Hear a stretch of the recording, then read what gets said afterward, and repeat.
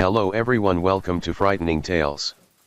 I know many of you enjoy listening to these videos as you fall asleep, so before you drift off I'd love for you to leave a comment letting me know where in the world you're tuning in from, and if you're enjoying the story don't forget to like and subscribe.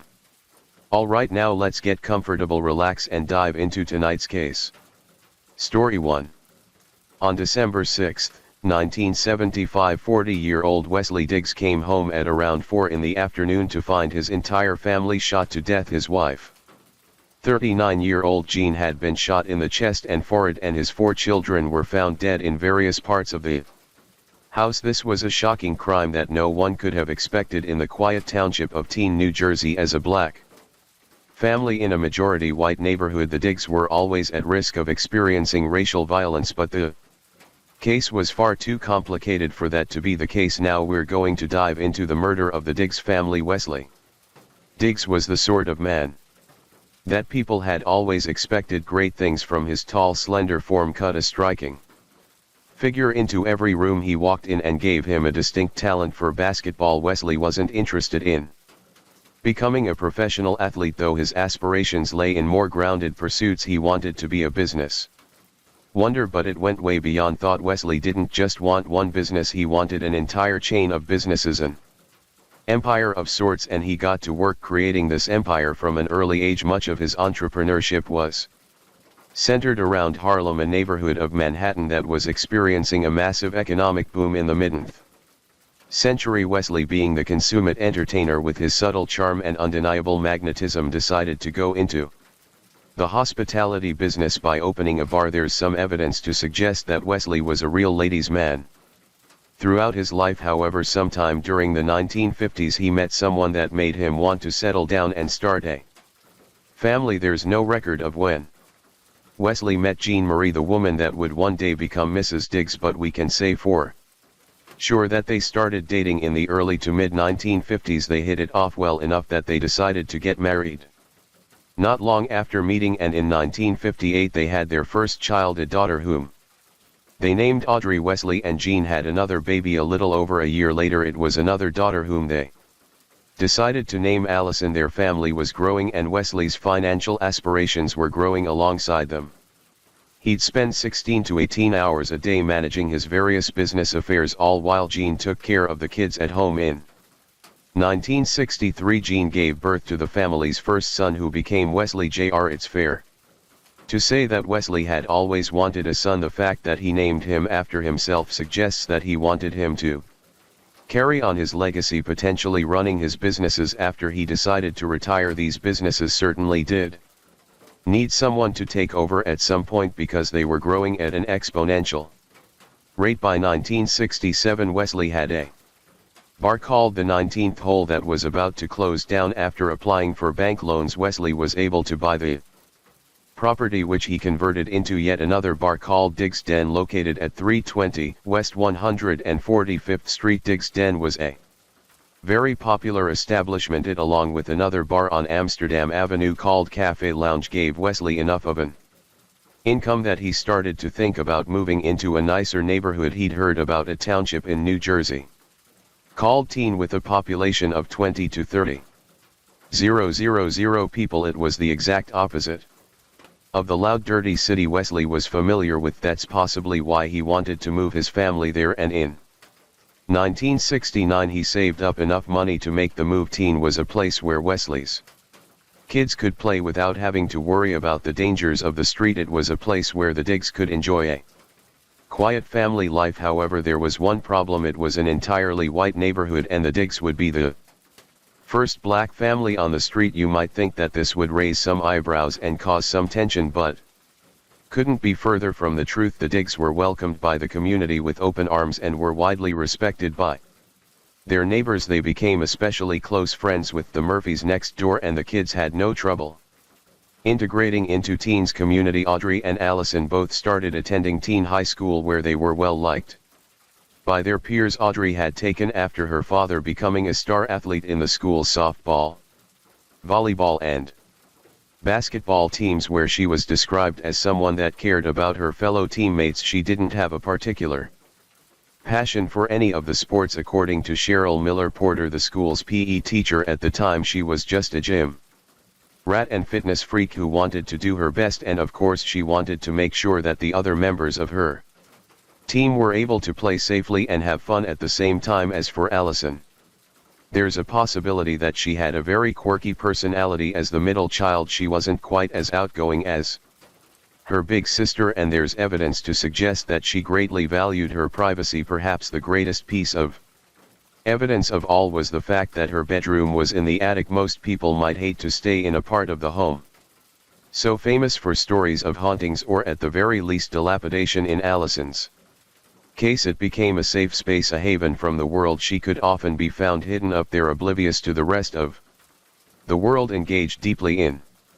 some artistic project or philosophical pursuit. Much of this is speculation, but it's in line with what we know about her life. The truth is, we'll simply never know what any of the digs were really like, because each and every one of them is dead now. But overall, the digs were the dictionary definition of an all-American family. They got along with their neighbors, worked hard to contribute to the community, and also found time to go to church. They were frequent congregants at the local Presbyterian church, where their social circle grew as other churchgoers took a liking to this seemingly perfect family. Not long after they moved to teen, Wesley and Jean added another son named Roger to their family, and it's possible that with 2 daughters and 2 sons they felt that their family was finally complete. Wesley certainly showed how successful he was by making the move to teen. It was safer than Harlem and allowed his family to enjoy a slice of suburban nirvana that not many black people got to enjoy at the time.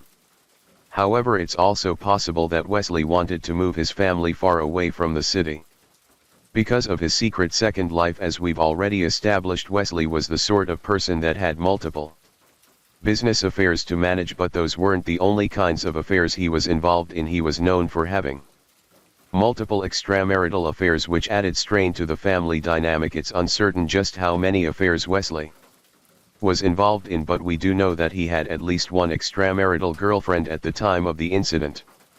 But with that said, Wesley wasn't exactly keeping anything from his wife. Indeed, she apparently knew all about the affairs, or at least the girlfriend he had around the time of the incident. Was she happy about it? No, not at all, but according to Wesley, she accepted that this was just how things were. Of course, it's entirely possible that he misrepresented his wife's opinion of his infidelity. Perhaps Jean was tired of him stepping out, and there's some evidence to indicate that she was deeply depressed, at least after the move to teen, such as her saying that her family would be better off with God. It didn't help that Wesley tended to disappear for longer and longer stretches. He'd sometimes be gone for 2 or 3 days, during which he'd spend most of his time on his business ventures, but would spare at least a few hours each night for this mysterious girlfriend. It was after one of these 3-day-long absences that Wesley came home to find something that would haunt him to the end of his days. By the way, I post true crime and new cases here every day, so if that sounds like your kind of thing, please consider subscribing. It helps a lot. It was around 4:00 on a cold Saturday afternoon when Wesley returned home. It's possible that he was looking forward to spending the weekend with his family. All evidence points to him attending church regularly, which creates an intense moral contrast with him spending the previous night at his girlfriend's home. When he entered his house, he noticed that it was unusually quiet. This was a home with 2 teenagers, a 12-year-old and a 5-year-old, at least 2 of whom would be running around and screaming at any given moment. And yet, if a pin had fallen to the floor, Wesley would have heard it crystal clear just then. Something was wrong. Wesley may even have been able to feel it. He might have felt those pin pricks in the back of his neck as his hair stood on end. The body has a way of innately knowing when things aren't quite how they're supposed to be. Wesley may even have felt a sense of dread as he called out and received no response. He headed upstairs, perhaps assuming that everyone was taking an afternoon nap. He checked his bedroom, but there was no sign of Jean. He then explored further until he found Audrey, his firstborn, the darling of teen high school, shot 3 times in the head and twice in the back. She was laying on Wesley Jr.'s bed, with Wesley Jr. himself later being found in Roger's room with his little brother. Both of the boys had also been shot multiple times in the back of the head and were lying face Down. It's hard to imagine what state of mind Wesley was in by this point. He just found out that at least 3 of his children were dead. It's highly likely that his mind was racing. He may have been screaming, sobbing, but he still had 2 family members to look for, so he ran down to the rec room in the basement, where he was hoping he'd find someone hiding from whoever had attacked his home. However, there were no survivors in the basement. All Wesley found there was the body of Jean, his wife of nearly 2 decades. Unlike the children, Jean had been shot from the front. The bullet had burst through her forehead and there was another wound in her chest. Wesley may have been hoping that both Jean and Allison had hunkered down in the basement, considering that Jean's bullet-riddled body was the only discovery he made down there. This meant only one thing: Allison was dead too. After finding Audrey and the boys upstairs, Wesley may have intentionally avoided the door leading to Allison's attic bedroom. Perhaps he was afraid of what he'd find up there, and as it turns out, he was right to feel this way. Allison had only been shot once in the back of the head, indicating that she'd been running away and that she may have been the last family member to die as well, considering she was shot far fewer times than her siblings. With the death of his entire family now confirmed, Wesley ran out onto the street screaming for help. The first house that he ran to belonged to Edward Murphy, a neighbor that he'd formed a close friendship with over the years and whose daughter happened to be a nurse. She entered the Diggs residence and confirmed that each member was dead. Teen Township Police worked with police from the wider Bergen County area to try to make sense of this sudden tragedy. The first suspect inevitably ended up being Wesley himself, and considering that up to 90% of cases of family annihilation are perpetrated by the father, this was an understandable lead to chase. Police eventually estimated that the family had been killed sometime between 11 p.m. and 2 a.m. the previous night. As it turned out, Wesley had the perfect alibi.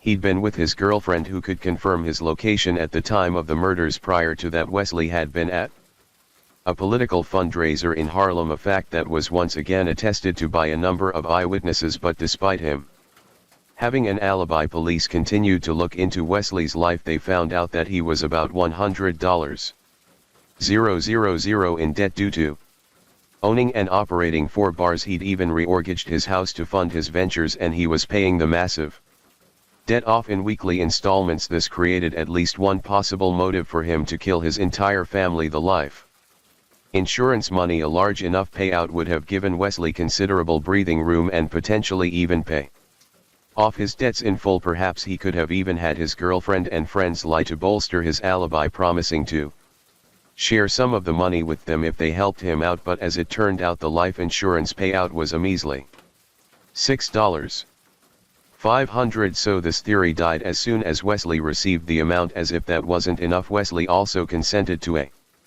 polygraph test, which he passed. Simply put, there was no way Wesley could have done the crime based on the evidence found, and yet police spent countless man-hours and resources trying to pin the murders on him. All the while he had to do the most painful thing a father can do: arrange a funeral for his wife and kids. If you needed any indication of just how beloved the Diggs were, look no further than their funeral. Wesley arranged a viewing at Bent's funeral home in Harlem for the 12th of December, with many of Allison and Audrey's friends from Teen making the journey to Manhattan to see them one last time. They reportedly broke down in tears and became hysterical, unable to comprehend the senseless violence that had taken their friends from them. According to news reports, it was the fact that Allison and Audrey were formally dressed that made them break down, likely because they dressed informally and stylishly in life, and the fact that they were so formal in death just made it all the more real. The funeral was arranged for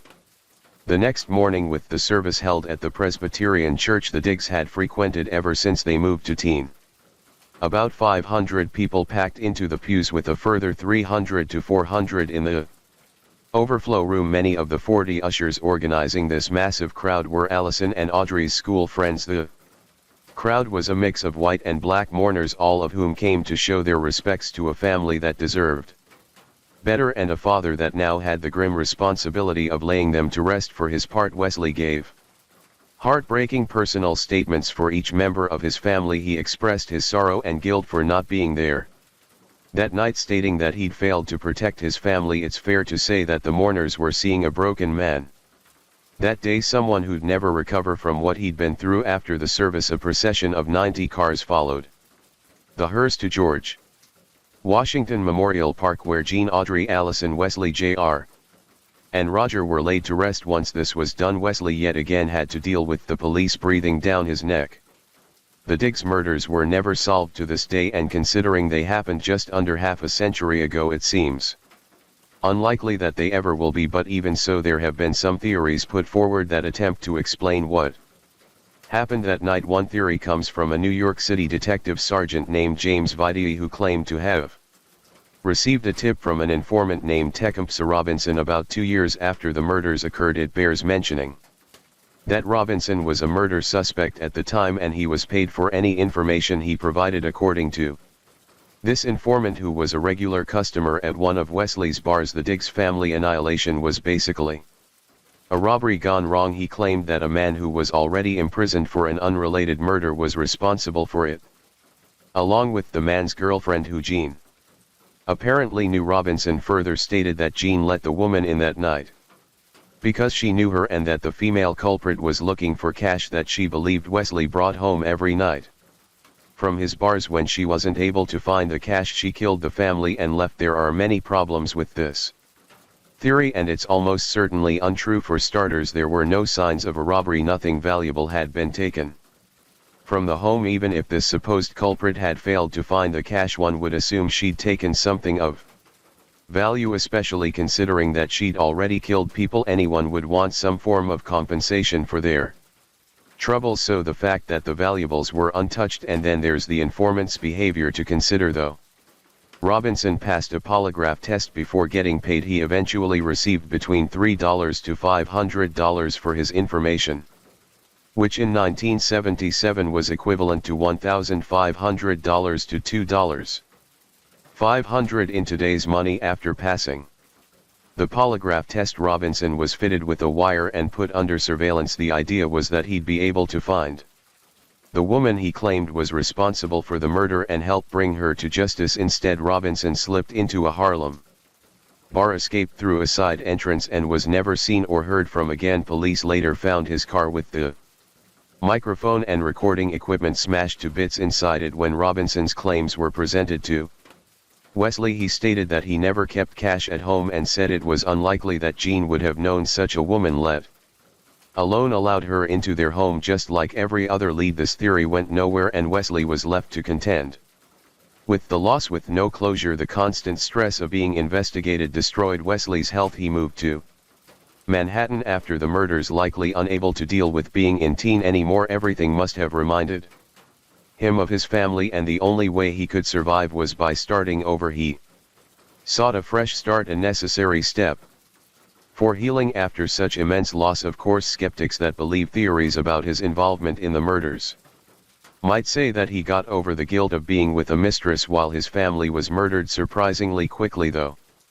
they do so without any real evidence. It's unknown if he stayed with the woman he was with on the night of the murders. Although he did have another daughter in 1981. Around that time, the Reverend Bob Chase wrote a book titled Diggs that talked about the unsolved murders and told a bit of Wesley's side of the story. He spent the remainder of his life in Harlem, the place of danger he'd escaped from to keep his family safe, which ironically somehow put them in the line of fire. How could he have known? Who'd think that moving to peaceful, quiet Teaneck would be a death sentence for a family from Harlem? Wesley never got over what happened. A combination of trauma and stress greatly weakened his heart, and in October of 1987 he died of a heart attack in Harlem. All traces of the Diggs family are now gone, and the daughter Wesley fathered in 1981 has maintained a low profile. So what do you think of this case? Were the police right to suspect Wesley Diggs, or was it just another case of racial profiling? We'd love to hear your thoughts in the comments below. If you like the way we create these videos and you want to help bring more cases like this to light, hit that like button and subscribe for more deep dive story 2. My name is Mary Lyons. I'm the banking center manager. We have a lady who is in our bank right now who says that her husband and children are being held at their house. The people are in a car outside the bank. She's getting $15,000 to bring out to them that if the Police are told they will kill the children and the husband. Her name is Jennifer Patted. Okay, she's still in the bank. Yes. She is okay. She's being held. Her husband and family is being held. Yes, at their house. Yes, they're tied up. She said they drove her here. I'm trying to look and see where she's gone. She went outside, but I don't know. Wait, I see her walking now. She is petrified. On July 23, 2007. 48-year-old Jennifer Hawk Patty and her daughters 17-year-old Haley and 11-year-old Michaela were burned alive during a calculated cold-blooded home invasion. Dr. William Patty, husband to Jennifer and father to Haley and Michaela, heard much of what happened to them. In fact, he was the first victim of the attack and was tied up in the basement while two assailants destroyed his family in earshot. Today we're going to unpack the story of perhaps the most horrific crime ever to occur in Connecticut, a crime so savage that it affected legislation and criminal justice police in the state for decades. First, we must understand the family that was so brutally annihilated. William Patty, known to his friends as Bill, had always wanted to be a doctor. However, he had no idea just how many aspects of his life would be determined by this career choice. He spent much of his residency at UPMC Children's Hospital in Pittsburgh, where he met a beautiful oncology nurse named Jennifer Hawk. Sparks flew almost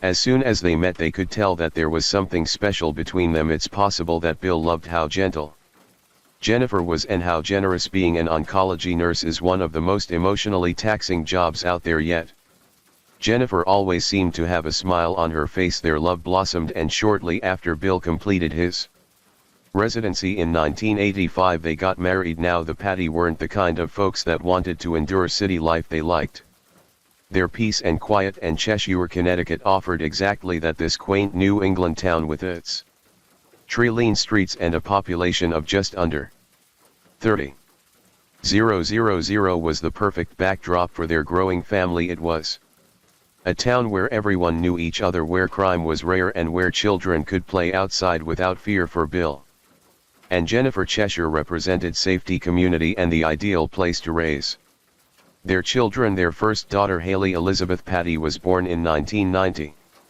From the beginning, Haley showed exceptional promise. Athletic and intelligent, she excelled in school and sports, becoming captain of the Cheshire High School cross-country team and developing a reputation as a kind-hearted and strong team leader. But she wasn't just trying to win medals. Beyond her accomplishments, Haley had a generous heart and a strong sense of purpose, which was something that she no doubt inherited from her mother. However, it wasn't all smooth sailing for the petite. By the mid-90s, Bill and Jennifer had been married for about a decade.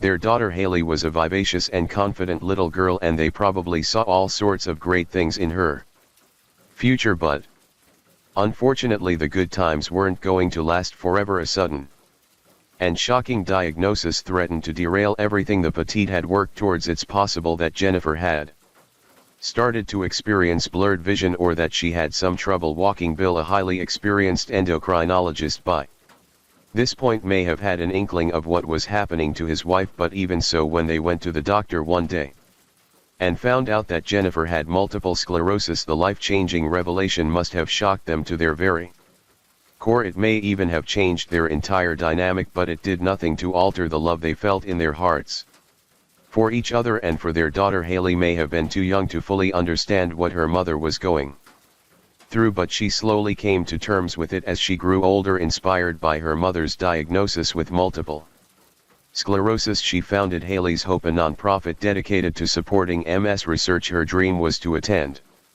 Dartmouth College in the fall of 2007 with aspirations of pursuing a career in medicine. It's possible that she felt this way firstly because both her parents worked in the field, but also potentially because she wanted to be the sort of person that could heal her mother. Despite the massive shock they must have received, the petite continued to soldier on. 7 years after Haley, Bill and Jennifer welcomed Michaela Rose. Lovingly nicknamed KK, Michaela was the creative soul of the family with a passion for cooking that blossomed at an early age. She adored spending time in the kitchen, often experimenting with recipes alongside her mother and learning from shows on the Food Network that she'd watch with her whole family. Her dream was to continue her sister's charitable efforts, renaming the nonprofit Michaela's Miracle, which hinted at the sharp, sassy wit that Everyone loved her, for at just 11 years old Michaela also radiated an innocence and warmth that brought joy to everyone who knew her. Jennifer, the family matriarch, was the glue that held them together. After years as an oncology nurse, she transitioned to a role as the health director at a local boarding school, where she continued to touch lives with her compassion and dedication. Despite her own health challenges, Jennifer remained a pillar of strength and optimism, always putting her family first. Bill Patty was a devoted husband and father. He worked tirelessly to provide for his family, but never let his demanding career overshadow his role at home. He was known for his love of golf, his quiet humor, and his deep connection to his wife and daughters. Together, the Patty embodied the ideal of a loving, supportive family. But even in the safest towns, evil can lurk in the shadows. Unbeknownst to the Patty, their lives were being observed by two men who would shatter their world forever. By the way, I post true crime and new cases here every day, so if that sounds like your kind of thing, please consider subscribing. It helps a lot. Joshua Kazarzowiski and Stephen Hayes weren't strangers to crime by any stretch of imagination. Both were career criminals with extensive histories of burglary, theft, and drug abuse, and they both served considerably long stints in jail. They had met earlier that year at a halfway house after being released on parole, and what began as a casual acquaintance quickly turned into a dangerous partnership. Joshua Kamasartki, born in 1980, came from a deeply religious family, but it wasn't a family he was born into. You see, he was adopted as an infant, something that might have given him a deep sense of insecurity. By all accounts, Kamasartki never met his birth parents, and it's hard to imagine the kind of psychological toll this took if the crimes he committed are anything to go by. His upbringing may have stripped him of his humanity, or at the very least his basic sense of empathy, but the fact that he was adopted wasn't the only thing that sent him hurtling towards a violent, depraved life. Kamasartki's childhood was also marked by some of the worst trauma and abuse you can imagine. A fellow foster child allegedly abused him when he was quite young, and his adoptive parents did nothing to stop it. Their solution to everything seemed to be to pray for everything, even if the right course of action was to do something more decisive. Now Joshua was adopted, and yesterday we heard the defense talk about how he was abused by a foster brother and how the devout Christian Kamasartzowiski family decided to try to pray away Joshua's obvious mental illnesses instead of getting him therapy. Despite his parents' strict faith, Joshua exhibited troubling behavior from a young age. He was manipulative, often playing the victim to escape accountability. By his late teens, he had developed a disturbing obsession with home invasions, a crime he had committed multiple times before. His pattern was chilling. He would break into homes at night, and after he was done stealing any valuables he came across, he would sit there watching families sleep. It's possible that he was savoring their vulnerability. Perhaps he even imagined killing them in their sleep. Either way, he was caught in the early 2000s and was sentenced to 9 years in prison. He was up for parole in 4, but someone with his kind of violent tendencies should have had his parole application thrown out in a heartbeat. But the thing is, the parole board didn't have all the facts about him. There were documents missing from his file, and as a result he was released. In April of 2007, Stephen Hayes, born in 1963, had a different but equally troubling background. Raised in Florida, he exhibited sociopathic tendencies early on, which was something that made even his own brothers fear him a little. Much like his future partner in crime, Kamasartzowiski, Hayes was a habitual offender, cycling in and out of prison for various crimes. By the time he met Kamasartzowiski, he was desperate for money and a purpose, and the younger man's cunning provided both. It was a fateful moment when they met at that halfway house. They seemed to recognize each other as kindred spirits. The horrific things they do later on indicate that they were very in sync with each other, at least as far as violence was concerned. Together, Kamasartki and Hayes plotted their next big score. They wanted money and were more than willing to leave a trail of destruction to get it.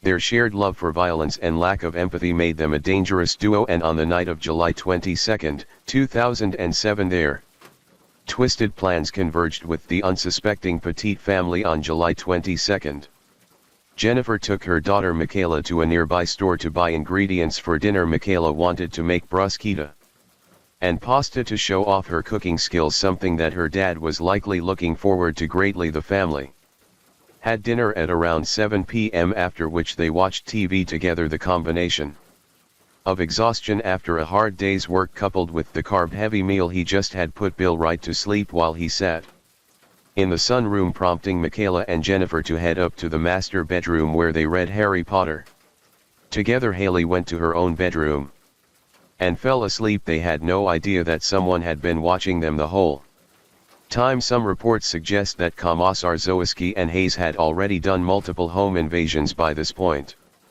Commissar Zowski liked to target people he'd come across in public, and he happened to be at the store that Michaela and Jennifer visited. As soon as he saw the child, Commissartki developed a sick, perverted fascination with her. It's highly likely that this is what motivated him to target the Patty. Hayes may have been motivated more by pure greed, because the Pat seemed like they had plenty of money. When he found out that they had new targets, Hayes excitedly started texting his partner in crime asking him if it was time to do the deed. Commissar Zowski responded that he was putting his 5-year-old daughter to bed, a daughter that he'd likely never met properly until he got out of prison. He told Hayes to hold his horses. Hayes, acting more like a child that can't wait to go to the candy store, said that the horses were chomping at the bit to be set free. At around 3:00 a.m. on July 23, the two criminals headed to the Patty household to set their gruesome plan in motion. The Patty likely felt perfectly safe in their home because all of the doors and windows were locked. Cheshire was also a very safe community, the sort of place that hardly saw any crime. Perhaps this was why the Pat never really locked their basement door. Who'd creep into someone else's house in the basement? It just wasn't something anyone did in the close-knit Cheshire community, a community that Commissar Zowski and Hayes were about to shatter with their dark urges. After sneaking in through the basement, Commissar Zowski picked up a baseball bat lying against the wall. It had once belonged to Bill's father, but the culprit neither knew nor cared about its sentimental value. All he wanted to do was to use it to vent his inexplicably violent anger on the people living in this home. Him and Hayes carefully went up the stairs and found Bill in the sunroom. He probably didn't even know what was happening while Commissar Zowski slammed the into his face 5 times. The blows were so severe that Bill's entire face was covered in blood. He was still alive but barely conscious. He was dragged to the basement where he was tied up, and in his half-conscious state he was able to hear one of the perpetrators tell the other to put 2 bullets in him if he moved. Based on the dynamic between the two, it's likely that Commissartki was the one that said this to Hayes, though there's no way to know for sure. With Bill secured, the perpetrators then headed up to the bedrooms where they tied Jennifer, 11-year-old Michaela, and 17-year-old Haley up in their own rooms with pillowcases over their heads. They were told repeatedly that they wouldn't be hurt as long as they did as they were told. This was a lie, but the Petites had no way of knowing that just yet. Hayes and Commissar Zowski then went about ransacking the house, but apparently felt disappointed at how little they found. However, they cheered up when they saw a bank book indicating that the Petites had around $30,000 in a single account. They made Jennifer a proposition if she went with Hayes to Bank of America and withdrew $15,000, he and Commissar Zowski would leave without harming her daughters. Jennifer had no choice but to comply. Early that morning, Hayes took Jennifer to her bank branch so she could make a withdrawal. This was when Jennifer tried to tell the bank teller that she was being held hostage and that she needed them to call the police. Employees at the bank knew that Jennifer was telling the truth. She seemed too frightened to be making it up, so the bank's manager made the call and a police unit was dispatched. At around 9 a.m. Hayes, who'd been circling the block while Jennifer withdrew the sum, was probably overjoyed when Jennifer handed him $15,000. All the while Jennifer was probably trying to think of a way out. When they returned to the Petite residence, there was an air of tension about the place. Commissar Zowski would later claim that he made sure the girls were comfortable while he guarded them, but it turned out that he had truly sick reasons for staying behind. While Jennifer and Hayes were at the bank, he assaulted Michaela and reportedly took pictures of her afterwards. These pictures were later shown in court and were part of the reason why the jurors Needed therapy. After the trial concluded, the police had started to arrive outside. And had they known what was happening in the home, they might have charged in guns blazing. Hayes reacted in the most bizarrely cruel way possible to discovering that his partner had assaulted Michaela. Perhaps it made him feel free to do what he'd been wanting to do all along, which was assault Jennifer. Bill had recovered slightly from the head wound over the past few hours, and while his captors were busy tending to their vile perverted fantasies, he managed to escape through the same unlocked basement door that granted Hayes and Komisarski entry. Komisar Zowski rushed to Hayes while he was assaulting Jennifer to tell him that Bill had escaped, prompting Hayes to strangle Jennifer to death. Bill stumbled into the lawn of his neighbor David Simic, who could barely recognize him in his blood-soaked state. That was when first responders on the scene noticed that the house was on fire, and they also spotted Komisar Zowski and Hayes trying to drive off in the family's minivan. Their frantic escape attempt ended moments later when they crashed the car, and they were immediately arrested for murder and various other charges. Kazartki and Hayes both admitted to many of their crimes, but both tried to state that the other person was the true mastermind. Kazartki made the twisted choice to refer to Michaela as KK throughout his interrogation, as if she were a friend of his rather than a victim of his crime. Eventually the jury were not only convinced of the guilt of both these offenders, but also that they deserve the death penalty. On behalf of our daughter Jennifer Hawk Pettit and for Haley Elizabeth Pettit and Michaela Rose Pettit, we say for them that we are pleased with the verdict. We feel that as far as the trial has gone, justice is being served, and we appreciate the support of all the people who have been behind us through this particular time. This case had such a wide impact that it set the movement to abolish the death penalty in by years, but eventually the state Supreme Court changed all death sentences to life imprisonment. Hayes and Komisar Zowski are still alive despite the fact that a judge and jury both believed that they deserved death. Bill Pettit survived the incident, though not without scars. He eventually got into politics and even remarried in 2012, but the horrors he faced that night still haunt him to this day.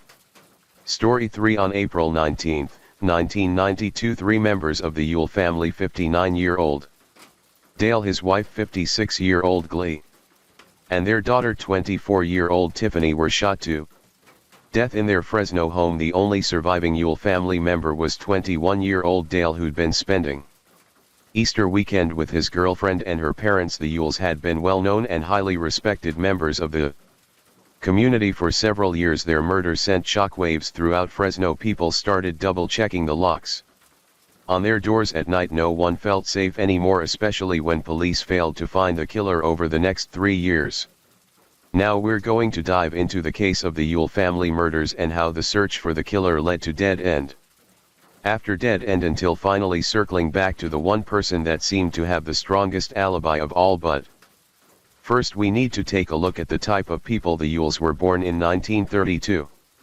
Dale Allen Yule didn't exactly have it easy in life. His family wasn't rich. They were farmers in rural Ohio, a state that his dad Austin Yule was born in and would later die in. Austin wasn't the sort of person that wanted to move around a lot. He preferred to spread his roots in one place, but his son had a different perspective on life from the very start. Dale wanted to be someone. He was a driven, hard-working man who was born at the height of the Great Depression and spent his teens during the Second World War, so he knew the value of a dollar. After joining the U.S. Air Force, Dale took an interest in airplanes. These miraculous inventions had come to the fore during World War II, and they started to transform how people could travel around the world. In its aftermath, all of a sudden, flying between continents became a matter of hours rather than weeks or even days. Dale saw the potential here and seized it. He started a company called Western Piper Sales Incorporated, where he sold small passenger planes. The business was a roaring success, bringing Dale the kind of wealth he'd never seen before. But the thing is, Dale never forgot his humble beginnings. He stayed frugal, keeping as much money as possible aside for the thing that truly mattered, his family. However, all of that money definitely had an impact on his life. For one thing, it made him an extremely eligible bachelor, so much so that he was able to court the massive oil fortune named Glee Mitchell.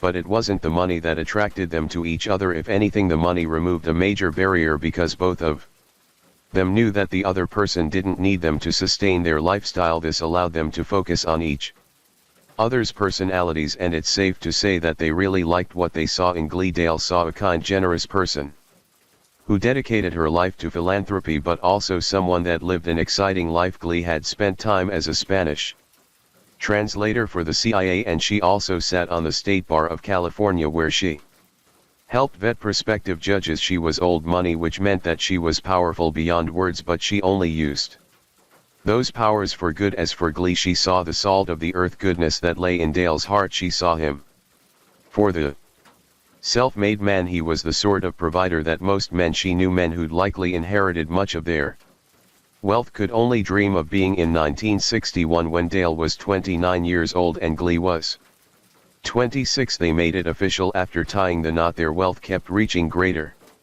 and greater heights, but you'd never have been able to tell just by looking at them. Neither of them wanted to show off.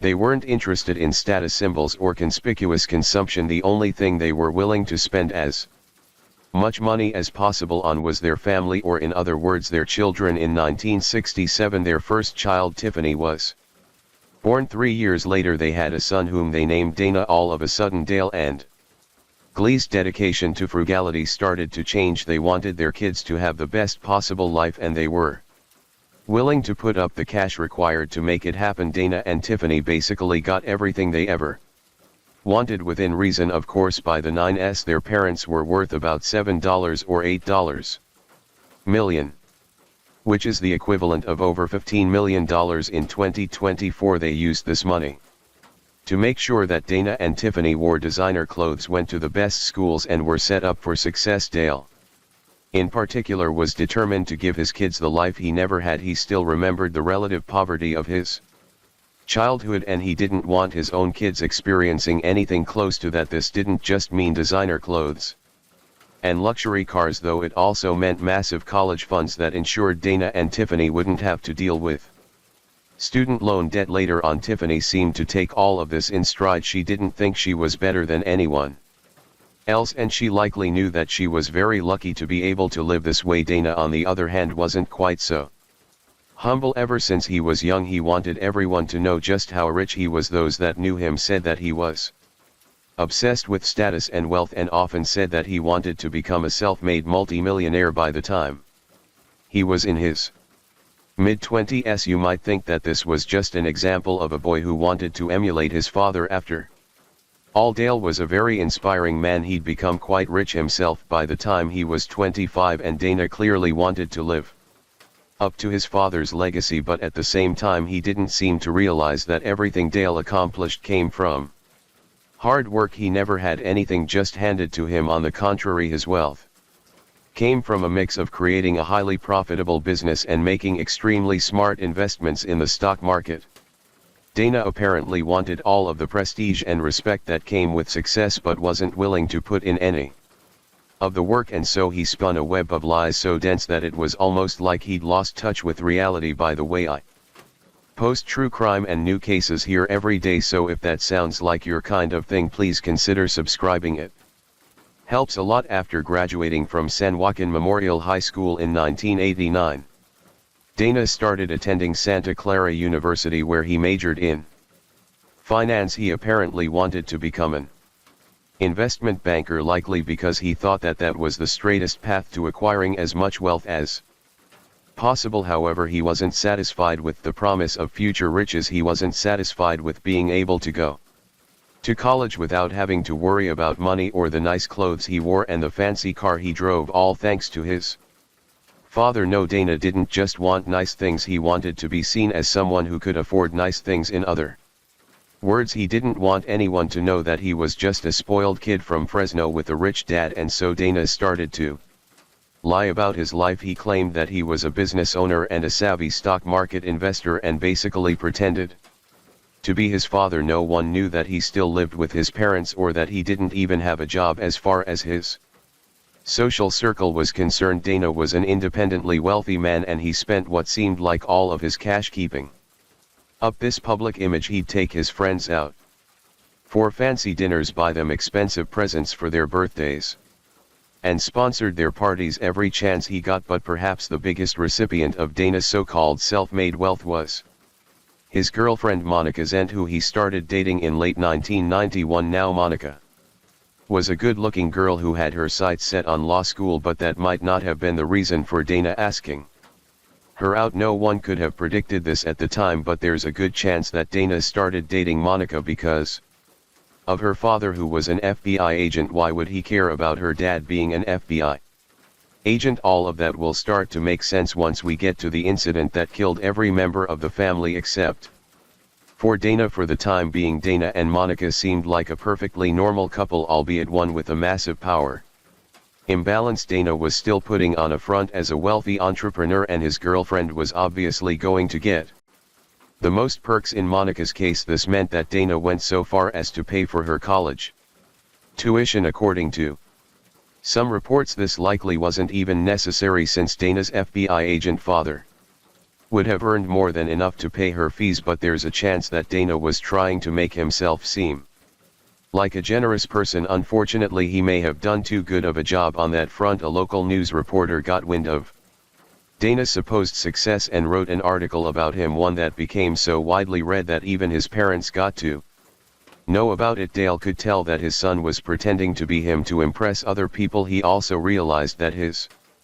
son clearly didn't know anything about money other than how to spend it. This prompted Dale to change his estate plan, something that Dana would only find out about months later. However, there were rumors circling in the wider family that Dale's changes meant that he'd cut Dana off completely after he finished college. Dana heard about these rumors and realized that he may not be able to enjoy playing life on easy mode for much longer. This was when he started to hatch a violent plot to get what he believed was his. There's no way to know the exact timeline, but court records suggest that Dana decided to kill his parents sometime during the summer of 1991. This was before he started dating Monica, but he still had a fairly large social group at the time. One of the members of his social group was a boy named Joel Ratavchik, who similarly to Yule had dreams of becoming rich. He didn't have a millionaire father to support him, but he was still impressed by Yule, likely due to his charming magnetic personality.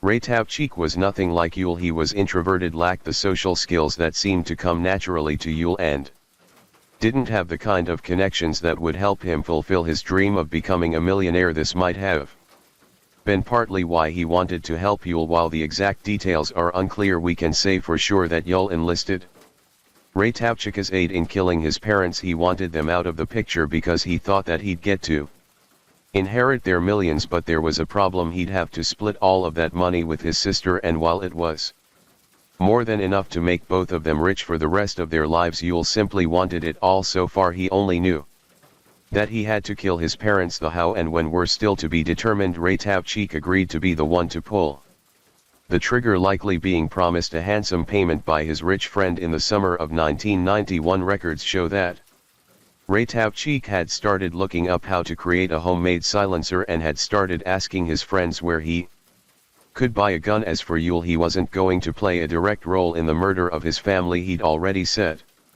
himself up for a powerful alibi when he started dating Monica. At some point, Yule and Ratavchik agreed that the deed was to be done on Easter Sunday, when the family would return home from an annual beach trip. Yule planned to visit Monica's parents that Easter. The timing was perfect, and he'd be able to tell authorities that he'd been at the home of a literal FBI agent at the time of the killings. Dale, Glee and Tiffany spent much of Easter weekend 1992 at a beach house they owned a couple hours away from Fresno. They spent that Saturday playing tennis, walking along the beach, and just enjoying each other's company. Dale decided to fly one of his planes home the next day, while Glee and Tiffany drove. The mother and daughter ended up arriving before Dale, but what they didn't know was that Ratavchik was lying in wait. He'd managed to buy a gun by this point, and his partner in crime had likely given him a key to the family. Some reports suggest that Ratavchik had shaved all of the hair off his body and hadn't used the bathroom either, with both things meant to prevent him leaving behind any DNA evidence of his presence. When Glee and Tiffany entered their home, Ratavchik opened fire, killing both of them instantly. Glee was shot 4 times, while Tiffany was only shot once. To this day no one knows why Raytavchik riddled Glee's body with bullets. Did he have a special grudge against her? Evidence shows that he'd met Glee and Dale at least once and even stayed over at their home. Could it be that he bore some kind of resentment against his friend's mother, and if so, why? Regardless, Raytavchik still had one target left. When Dale came home, he probably didn't even have time to see his dead wife and daughter laying on the floor. The shot came quickly and silently, with Raytavchik having successfully made a silencer. After his research, all three family members were now dead and Raytavchik's part in the plot was over. He left their corpses in the family home and headed out while Yul prepared himself for the role he was meant to play. His Easter weekend had gone quite well, so well in fact that he decided to stay for more days. During this time he tried to call his family home, fully aware that all of the occupants were now dead. The only reason for this was to solidify his alibi. Eventually he told Monica's father that he was worried about his parents. Every word he said, everything he did over those few days was tailored to give him plausible deniability, and it almost worked. At 9:00 a.m. the next day, the family's maid Juanita Avenida arrived and made a shocking discovery. She phoned the police, who arrived on the scene and started an investigation into what undeniably seemed like homicide. Several clues were found, including a few missing 9mm rounds from a box that Dale had purchased in the 70s and strange yellow fuzz on the bullets found inside Glee's corpse. However, perhaps the strangest thing about the crime scene was the complete lack of DNA evidence. Raytavchik had done his job well, but with that said, it didn't take long for police to start looking into Yul as a person of interest.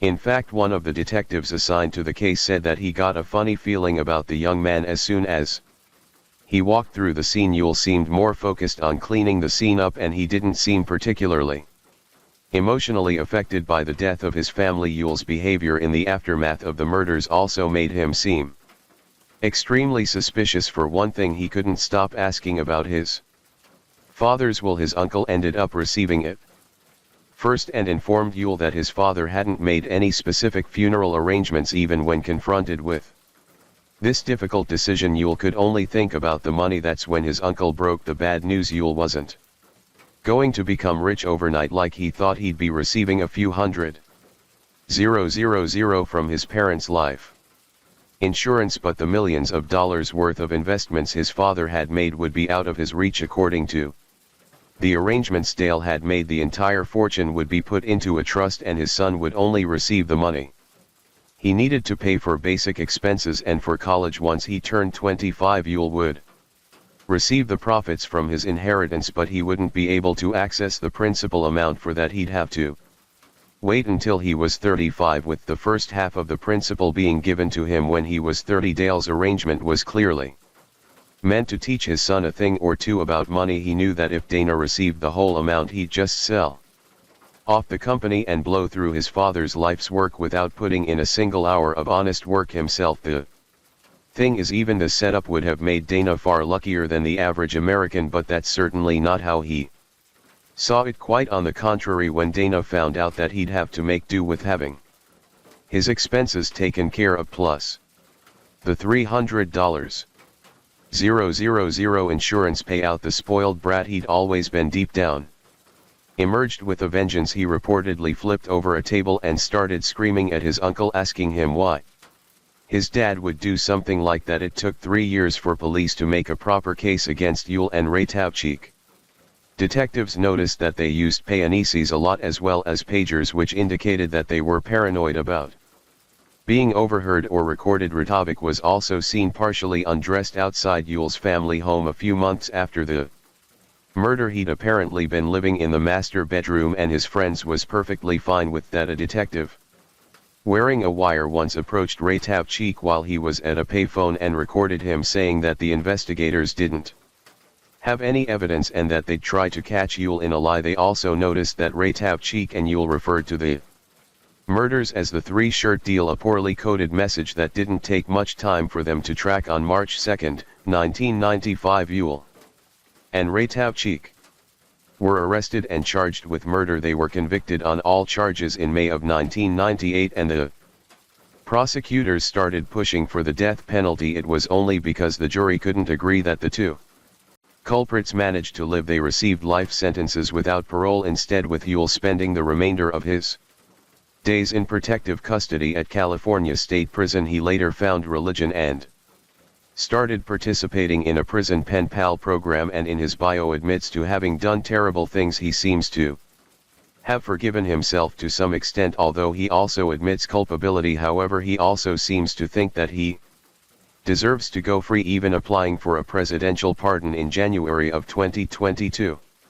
As for Ray Tavchik, he's been in Mule Creek State Prison this whole time. Unlike his co-conspirator, he's maintained a low profile. It's highly likely that the horror of having killed 3 innocent people continues to haunt him to this day. Story 4. Hold on, don't move, I don't care, I know, don't move, I don't want to die, we're going to take care of you, okay, make me alive. These were the chilling final moments of a 16-year-old, a child who became the third of 4 victims murdered by the very man she once called her dad to the outside world.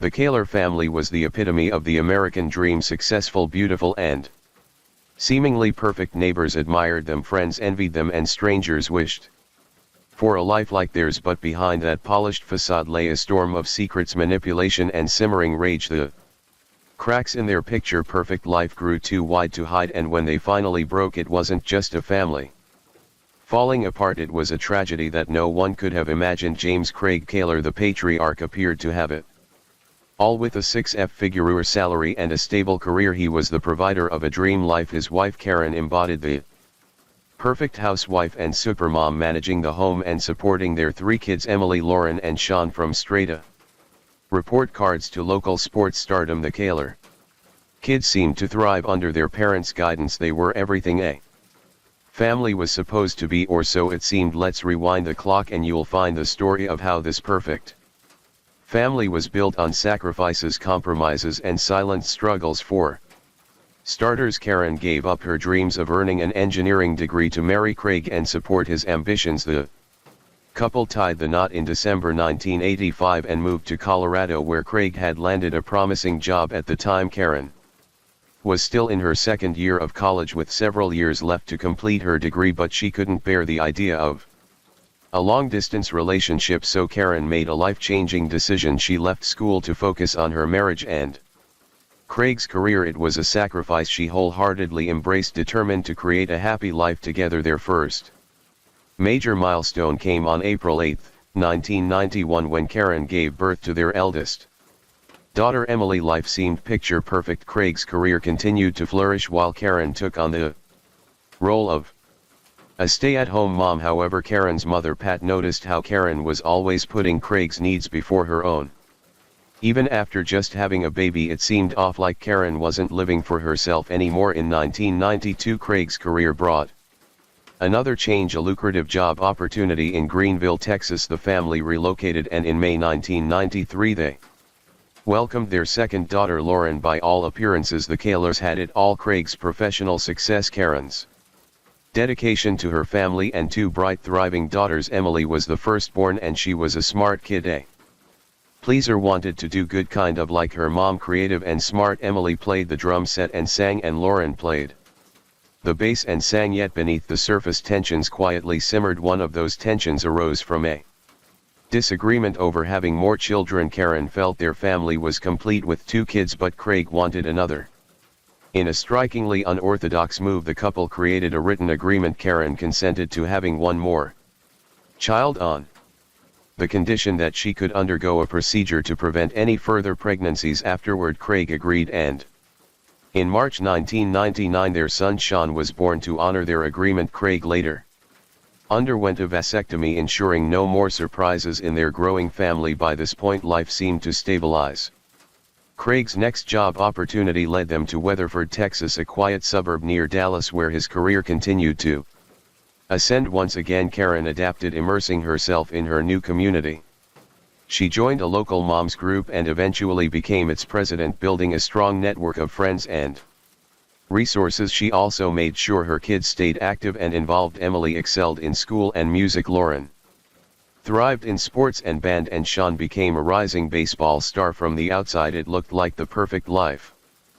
but Craig's obsession with perfection left little room for anything less than flawless. He held everyone to incredibly high standards, including his own family, his daughter Lauren, who struggled with AD and didn't get straight A's like Emily, became a target for his criticism to Craig. Lauren wasn't good enough and he didn't hesitate to ridicule her for it, and Craig's need for control didn't stop at his family. People began to see him as uptight, rude, and almost arrogant. His obsession with appearances made him difficult to work with. He had little respect for women in leadership roles, even telling others that they didn't belong in those positions. He also gained a reputation for being cheap, borrowing tools for home projects instead of buying them, tagging along to strip clubs with co-workers and asking them to buy him dances despite earning a solid $180,000 a year. Craig kept a tight grip on the family's finances. Karen had a strict weekly allowance, and every time she went shopping she had to save the receipts. Craig would scrutinize each one when he got home, blowing up in anger if he thought something was unnecessary or too expensive. But it wasn't just about money. Craig's control extended to every aspect of their life, even their sex life.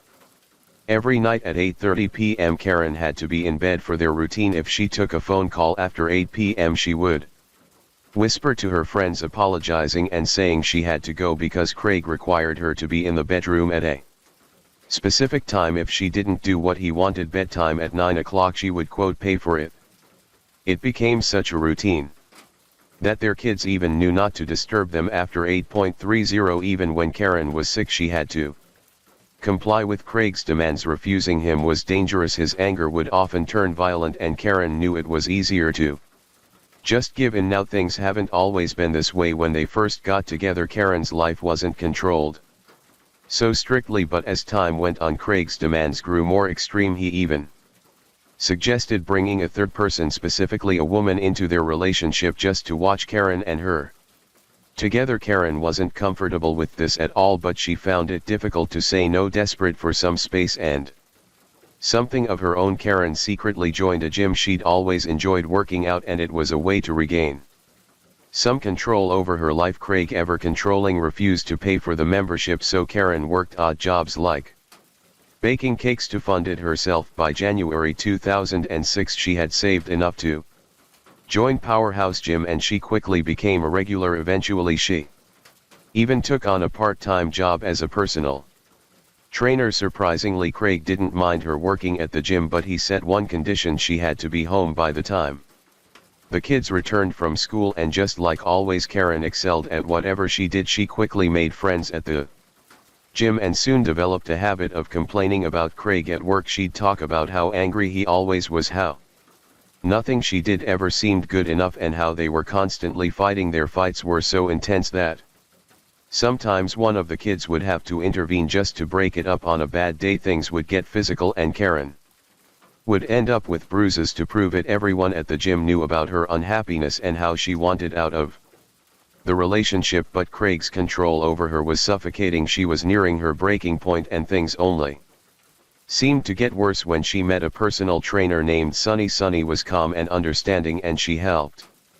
Karen open up about the darkest parts of her relationship, things she couldn't share with anyone else. Over time, Sunny and Karen became more than friends. The two grew romantically and sexually intimate. There's some speculation about how this happened. Some believe that Craig encouraged it after he had previously asked Karen to bring a third person into their relationship, while others think Karen and Sunny had already started an affair before Craig even knew about it. Regardless of how it began, their relationship evolved into a threesome. Craig even sent Sunny flirty texts, bought flowers for both women, and encouraged them to take weekend getaways. However, later on he denied pushing the two together. While Karen and Sunny's relationship was out in the open, Craig told a different story. He claimed that Karen was ruining their marriage, and the biggest issue was that his carefully curated image of the perfect family was crumbling. By the way, I post true crime and new cases here every day, so if that sounds like your kind of thing, please consider subscribing. It helps a lot. In 2008, Craig saw an opportunity to regain control. He was offered a job in Columbia, Missouri that paid more than his current position, and it would separate Karen From Sunny he accepted the job offer immediately. Karen, however, was devastated. She didn't want to leave Sunny but also had roots in Weatherford. Her kids were involved in school activities. The girls were in a band. Sean was playing baseball and Karen had deep ties to local volunteer groups. Still, as always, Craig's wishes prevailed. He moved to Columbia a few months before Karen, leaving her to wrap things up at home.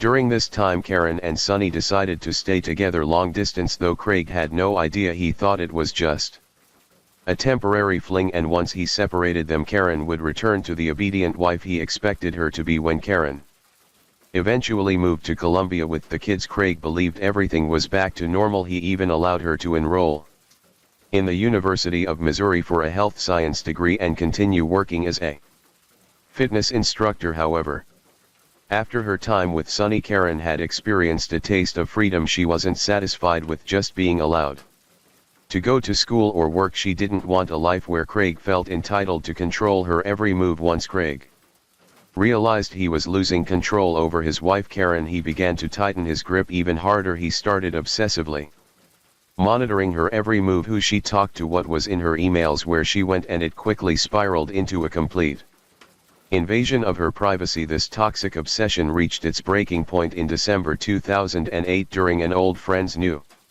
Year's Eve party in Weatherford. Neither Craig nor Karen expected Sunny to be at the party, but when they walked in there, she was the last person Craig ever wanted to see. To make matters worse, Karen was openly flirty with Sunny. They were laughing, hugging, drinking from the same glass with 2 straws, and even getting cozy in front of everyone. At this point Craig was furious. His jealousy and rage took over, especially because the relationship between Karen and Sunny was now completely public. In Craig's mind it was a complete slap in the face, and the disrespect was unbearable. The anger exploded at the party, with Craig screaming at Karen and Karen screaming back. It wasn't just a private argument, it was a spectacle. Their fight became so intense that Craig, humiliated and furious, declared to the entire party that Karen was having an affair. In retaliation, Karen kissed Sunny right in front of everyone. The host, understandably uncomfortable, asked them to leave, but the drama didn't end there. The fight continued outside on the front lawn, and it soon turned physical. Craig, consumed by his anger, shoved Karen, causing her to fall, and hit her head on the ground. By the morning both of them were reeling from the fallout. Karen, despite the chaos, began to have second thoughts about the way she was pushing Craig. She told Sunny that they needed to take a break from their relationship, but Sunny wasn't having it. She told Karen that the problem wasn't with her but with Craig. Sunny was deeply concerned for Karen's safety, especially after witnessing his violent outbursts. So in late January 2009, Karen made the brave decision to file for divorce. She didn't leave the house immediately, but she started sleeping in a separate room. She also continued her long-distance relationship with Sunny. Craig, still obsessively controlling, kept monitoring Karen's emails and even went through her things. He found multiple greeting cards from Sunny and used that to track her every move. Each time Karen made plans to meet Sunny, Craig would follow her, trying to sabotage their time together. His jealousy knew no bounds. At work, Craig became increasingly unhinged. He would carry around a photo album, showing it off to coworkers and saying things like, "Isn't this a happy family? Why doesn't Karen want to be a happy family?" His bizarre behavior made everyone uncomfortable, but Craig didn't seem to notice or care. He was too consumed by his need to control Karen's life. The tension reached a boiling point in March 2009 after Craig gave a speech at a city council meeting. Karen, there to support him, was dragged into another heated argument. This time Craig's anger turned physical. He assaulted Karen and she called the police. Craig was arrested for third-degree domestic assault. In her statement to the police, Karen described how Craig physically blocked her exit, cornering her against a cabinet, and how his behavior had grown increasingly violent and controlling over time. Despite Craig's denial of the assault, claiming he was only trying to give Karen a hug, the marks on Karen's body told a different story. Craig was arrested and charged. Karen moved out of their home, taking the kids with her, and rented a place on the other side of Columbia. She also withdrew $50,000 from their shared bank account, signaling that she was finally breaking free from Craig's toxic and dangerous control. Now, The arrest of Craig was nothing short of devastating. As a city official, his actions were front-page news, and when his bizarre and unsettling behavior at work came to light, it only made things worse. Eventually, the city issued a public statement saying Craig resigned due to difficult family issues, but the truth was far more complicated. The fact that he had been fired not by choice was a blow to his already fragile ego. He couldn't handle the fact that his once perfect reputation was now in tatters. No job, no family, and no control over anything. Craig packed up and left his house, heading back to his parents' farm in Kansas. He hoped that hard work on the farm would help clear his mind, but the distance didn't make things better. If anything, it fueled his obsession with Karen, his ex-wife. Craig couldn't understand why Karen had left him. In his mind, he had been the perfect husband. He had provided everything, and yet she walked away. He refused to accept that his controlling behavior could have pushed her to the brink. At this point, he still stalked her, reading her texts, emails, and even her cards. He couldn't let go, and he blamed Sonny for everything. When Sonny sent Craig a text telling him Karen didn't love him the way he thought, Craig became enraged. He started calling Karen and Sonny names, using homophobic slurs, even though he had been okay with Karen's relationship with Sonny as long as he could watch and be involved in some twisted way. But what really pushed him over the edge was his daughters turning away from him. They were tired of his controlling ways and wanted to make their own choices. Emily, his oldest daughter, was the first to break away. She picked a college he didn't approve of, showing she wasn't going to live by his rules anymore. To Craig, this felt like a slap in the face. He blamed Karen even more, saying she had brainwashed the girls into going against him. Things only got even worse when one of his daughters posted on Facebook admitting she was bisexual instead of supporting her. Craig saw this as another reason to lash out. He was convinced their mom had influenced this too. Interestingly, he started building a massive case against Karen, collecting over 500 pages of so-called evidence for his divorce attorney. This included screenshots of Karen and Sonny's private messages and notes about every time Karen visited Sonny. He even claimed that the two women had sex in front of the kids, but he never showed any proof of this. Craig's behavior became even more bizarre and disturbing. He told his friends about wanting to kill Sonny, but no one took him seriously. It's a common theme in these cases. People ignore the red flags until it's too late. It's also important to note that despite his rage toward Karen and Sonny, Craig was also sleeping with multiple women. His behavior was all over the place, but when it came to his son Sean, things seemed a bit different. According to Craig, Sean was the one person who hadn't completely turned his back on him. Craig made an effort to spend time with his son, taking him hunting and fishing, trying to stay involved in his life. While he may have been a terrible husband to Karen and a distant, controlling father to his daughters, by all accounts he was still trying to be a decent dad to Sean. It was as if Sean was the last shred of hope for Craig, the one connection that hadn't been completely destroyed. Fast forward to Thanksgiving 2009. While Sean was with Craig, Karen was still trying to keep her family close. She wanted all of her children and her girlfriend Sonny to visit her grandmother Dorothy during the holiday. So the day after Thanksgiving, Karen went to pick up Sean from Craig's house and take him to Dorothy's. Dorothy, who was 89 years old, lived in a quiet farmhouse in Burlingame, Kansas, a tiny town with less than 1,000 residents. But on Saturday, November 29, 2009, a deputy was wrapping up some paperwork when a call came in about a suspicious vehicle in Berlin. It was just after 6:00 p.m. when a neighbor reported that a small truck had been speeding through the area. They watched as the driver pulled up, got out of the truck, and started walking down the road. A few moments later, the man came back carrying a large object they couldn't identify. Fearing that it may have been a robbery, the neighbors grabbed a flashlight and went outside to confront him, but before they could get close, the man placed the object in the back seat of the truck, climbed in, and sped off. The neighbors quickly called the sheriff's office and the deputies set out to investigate, but just minutes later another call came in, one that would lead to a much darker discovery. The deputies immediately knew this was serious, but nothing could have prepared them for what they would find when they arrived. As they entered Dorothy's home, the first person they found was Dorothy herself. She was bleeding heavily on the kitchen floor, having been shot several Times she was still alive but barely. They rushed to the next room where Karen was found in the dining area. She had been shot twice and was already dead. In the lounge they discovered 18-year-old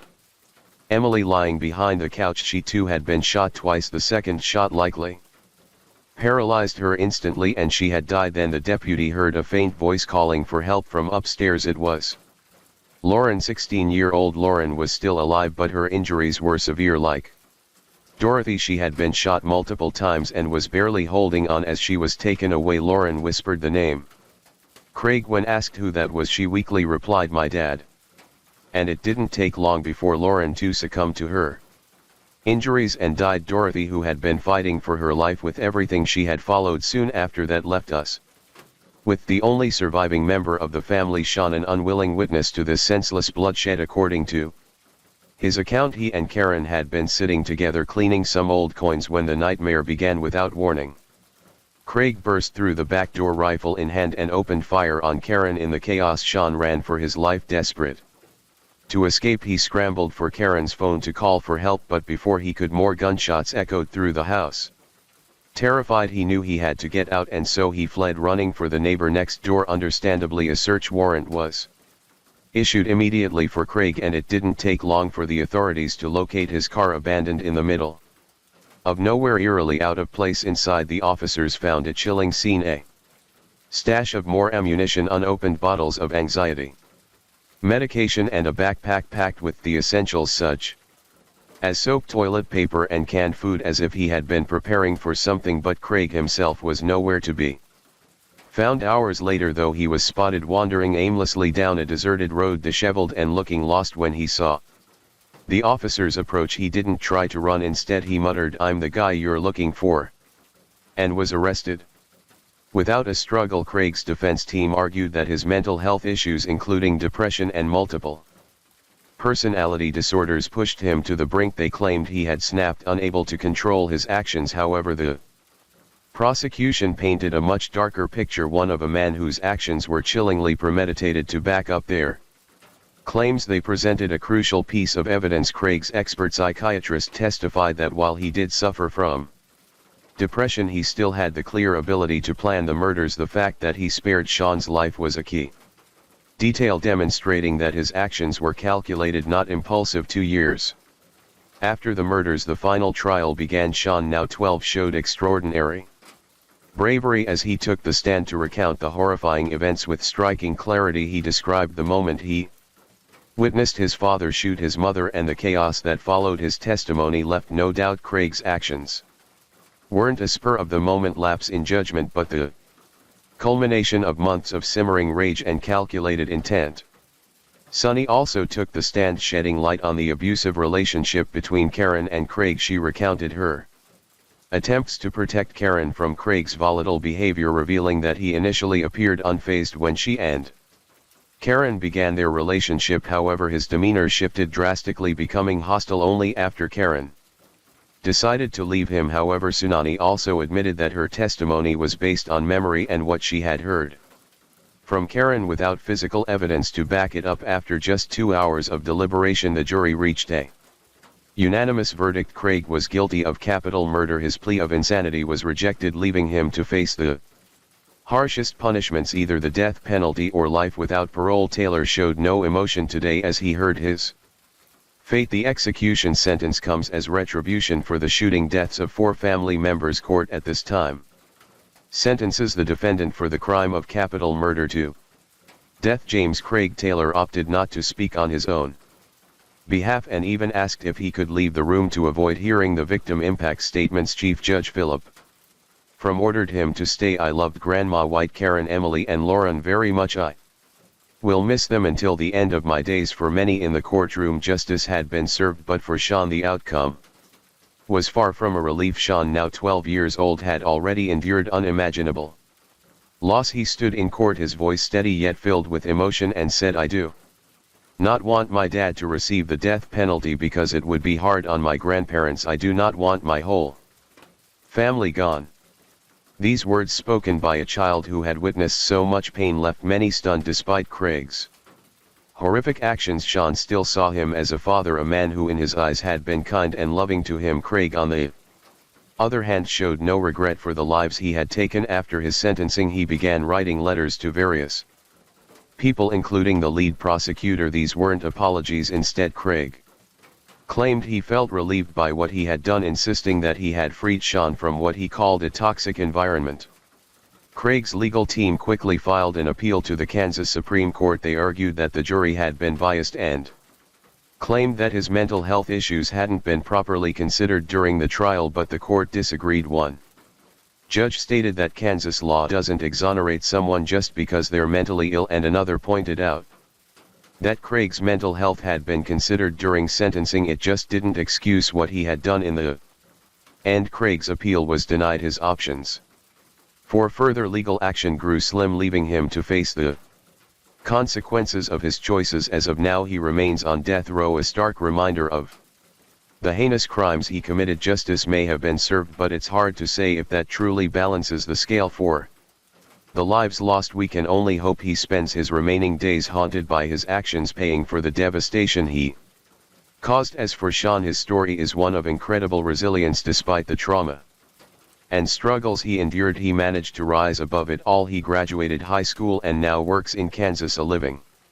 testament to strength and perseverance in the face of unimaginable tragedy. His journey inspires hope, proving that even in the darkest times there's a way forward. Story 5. On May 14, 1973, a chilling nightmare unfolded at the Al family farm in Seal County, Georgia. Four dangerous criminals had just escaped from a Maryland prison and were on the run. Hungry, desperate, and ruthless, they found the old trailer and broke in, thinking it was empty, but their plan took a dark turn. Ned Al and his son Jerry returned home unexpectedly, walking straight into the ambush. Held at gunpoint, they were forced into the trailer and executed without mercy. One by one, more family members unknowingly stepped into the trap. Jimmy Al, arriving next, was shot. Then came Aubrey Al, Ned's brother, and Shuji, another son. Each met the same chilling end. The most horrifying moment came when Mary Al, Jerry's wife, was captured, dragged miles away, and subjected to unimaginable horrors before being murdered. Her body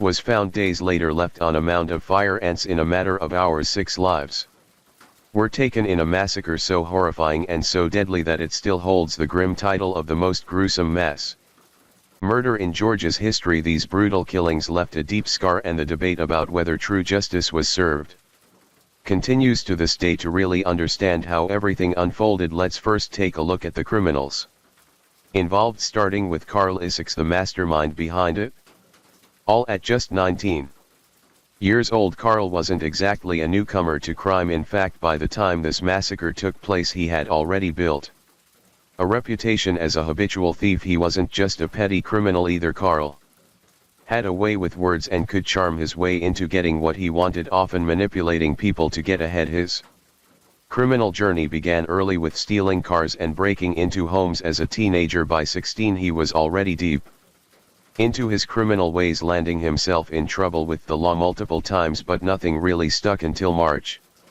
27, 1973, when he was finally sentenced and sent to Maryland State Penitentiary. However, soon after he arrived, chaos erupted. A riot broke out in the prison and Carl was caught in the middle of it.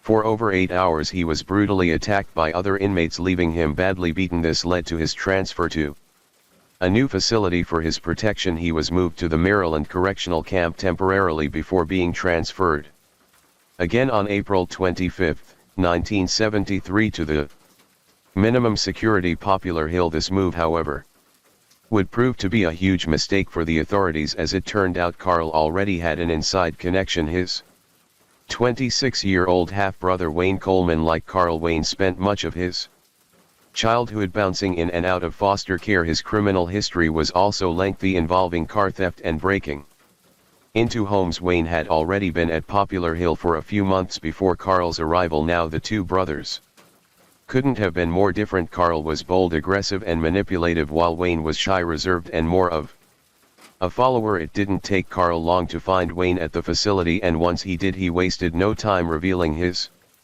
escape plan. He told Wayne he wanted him to be part of it. Wayne agreed, but on one condition: Carl had to bring along his friend George Dungji, a 36-year-old inmate locked up for failing to pay child support, which was considered a Minor crime compared to his fellow prisoners. Wayne and George had become close during their time in prison, even developing a romantic relationship. So when Wayne approached George about the escape plan, George, even though he was soon to be released, agreed to join the escape. However, Carl wasn't exactly thrilled about George being part of the plan. In fact, Carl wasn't fond of George at all, largely because of his race, but despite the tension, the trio was formed and they managed to break out on May 5, 1973 around 3:00 in the morning. Carl and his crew managed to sneak through a bathroom window and made a break for it.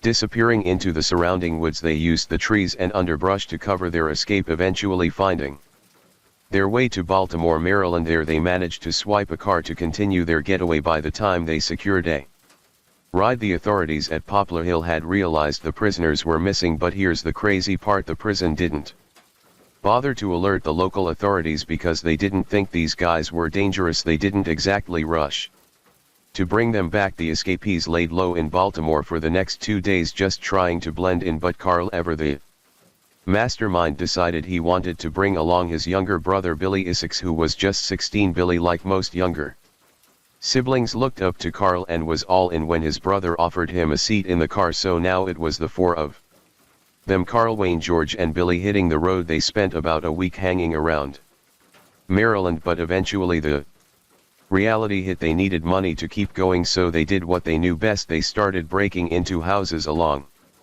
their way to fund their next move. Now Carl's ultimate goal was to head south, specifically to Florida or Mexico, where he and his crew could live free from the law. But before they could get there, they needed to keep moving. On May 10, 1973, while traveling near McConnell, Pennsylvania, Carl spotted a truck with no owner around. He thought this was the perfect chance to steal a vehicle. As Carl and his crew tried to take it, a young man named Richard Miller, the truck's neighbor, saw them and decided to intervene. Instead of letting them get away, Richard chased after them. Unfortunately, he was caught and the group argued about who would take the life of the young man. In the end, they tied him up, forced him to his knees and shot him in the back of the head. They dumped his body on a remote logging road, hoping he would be forgotten. Afterward, Carl's gang continued south, eventually landing in Donaldsonville, Georgia on May 14, 1973. The town seemed peaceful and isolated, perfect for hiding out. By about 4 p.m. they spotted a trailer and broke in, tearing it apart for anything valuable. While Billy and George kept lookout, Carl and Wayne started to search, but just as they were getting into it, a blue Jeep appeared on the road. Inside the Jeep were Ned Allday and his son Jerry, and that's when everything took a deadly turn. But before diving into the events of that day, it's important to understand the Allday family and the legacy they left behind. The patriarch Ned Allday was born on September 7, 1910 in Donaldsonville, Georgia. He met the love of his life, Ernestine, in their small community, and the two eloped in 1935. Together they built a strong, loving family, raising 9 children and establishing a solid reputation in their community. The ALDS were the epitome of Southern hospitality, always helping out their neighbors and embodying wholesome values. Ned wasn't just a family man, he was a pillar in the local community. He played a key role in building the local church, and many members of the Allday family, including his children, contributed significantly to the church as officers and Sunday school teachers. Financially, the Alldays were responsible and hard-working. Early on in their relationship, Ned and Ernestine saved every penny to buy a small home, which they later traded for nearly 400 acres of farmland, complete with a larger farmhouse on River Road. The farm was a family operation, with everyone pitching in to help. By 1973, however, only 2 of their older sons remained close enough to continue working on the farm. Jerry Allday, at 34 years old, had moved into his own trailer a few miles down the road with his wife Mary. His older brother Chester, known as Siggy, lived even closer with his wife Barbara, just yards away from the Allday farmhouse. By all accounts, the Alldays were the kind of people who kept to themselves. They were quiet, hard-working folks with no criminal history, just a peaceful, down-to-earth family. But on May 14, 1973, nothing could have prepared them for what was about to happen. By the way, I post true crime and new cases here every day, so if That sounds like your kind of thing. Please consider subscribing, it helps a lot. As mentioned earlier, it was just another normal day when Ned ALD and his son Jerry were heading back to Jerry's trailer after a long day's work. They had their usual plan to meet up, talk about the day and figure out what was next, but as they got closer to the trailer they were suddenly confronted at gunpoint by Carl Isaacs. Carl ordered them inside the trailer, and once they were in he made them empty their pockets onto the kitchen table, but all he found were a few coins and other insignificant items. Nothing of real value, so he decided to separate the two. Jerry, who was 35, was taken to one side of the house and Ned at 66 was led to the other side. It wasn't long before the horror started. Carl shot Jerry 4 times with a .22 caliber gun. Meanwhile, Wayne, who was with Carl, was handling Ned in the other room. Wayne shot Ned once in the head with a .32 caliber gun, but it wasn't enough to kill him. Ned, though gravely injured, managed to get up and fight back. Carl heard the commotion and rushed in to help Wayne, shooting Ned 5 more times with his .22, and Carl didn't stop there. He actually stayed at the trailer for a while, waiting for Mary, Jerry's wife, to come home before he killed Jerry. He had asked if Jerry was married. Jerry told him he was and begged Carl not to hurt his wife, but that only seemed to fuel Carl's desire to take more lives. He wanted to wait for Mary himself, but before he could do that, Jimmy Alday, a 25-year-old, showed up. He just finished parking the tractor and walked up to the back door. When he knocked, expecting to see his brother, he was met by Wayne with a gun in his face. Wayne went through Jimmy's pockets just like with Jerry and Ned, but found nothing of value. Carl was furious, accusing him of showing up because he heard the gunshots. Jimmy denied it, explaining that this was just part of their regular routine, but Carl wasn't buying it and ordered Jimmy to the living room, where he forced him to lie face down on the couch. Without hesitation, Carl shot Jimmy twice in the back of the head with his .22 caliber gun. Afterward, Carl went outside and decided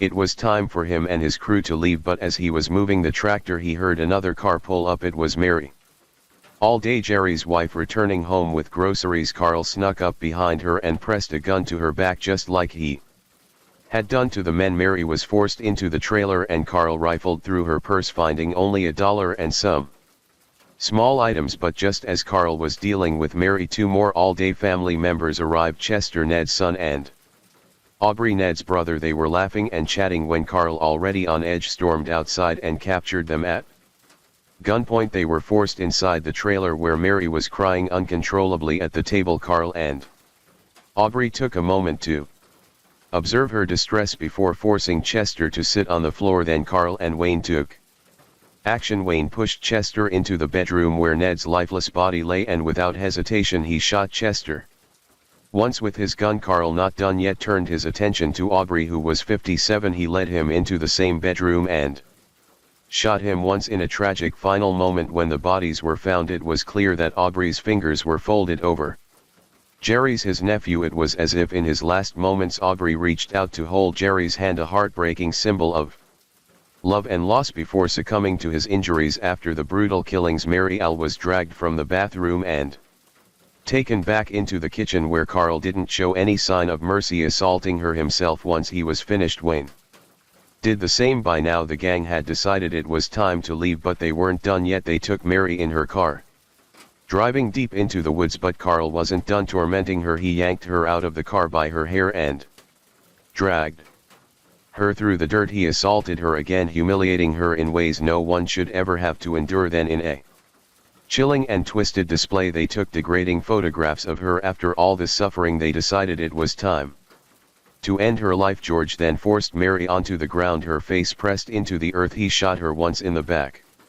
of the head with a .22 caliber gun. Once they finished, they abandoned her body in the car in the woods like it meant nothing at all. That's when Carl, Wayne, Billy and George sped off, but the news of the murders spread fast, shaking the small community to its core. Donaldsonville was a quiet town where something like this was unheard of, and no one could wrap their heads around the senseless violence. But rather than splitting the community apart, the tragedy seemed to unite everyone. Even more neighbors, friends and even strangers rallied together, offering their help to the remaining Alday family members. With the farm at risk and everything in turmoil, they stepped in, making sure the farm's operations continued. Then just a few days later the town came to a standstill. 3 days after the murders, Donaldsonville officially stopped everything for the day to mourn.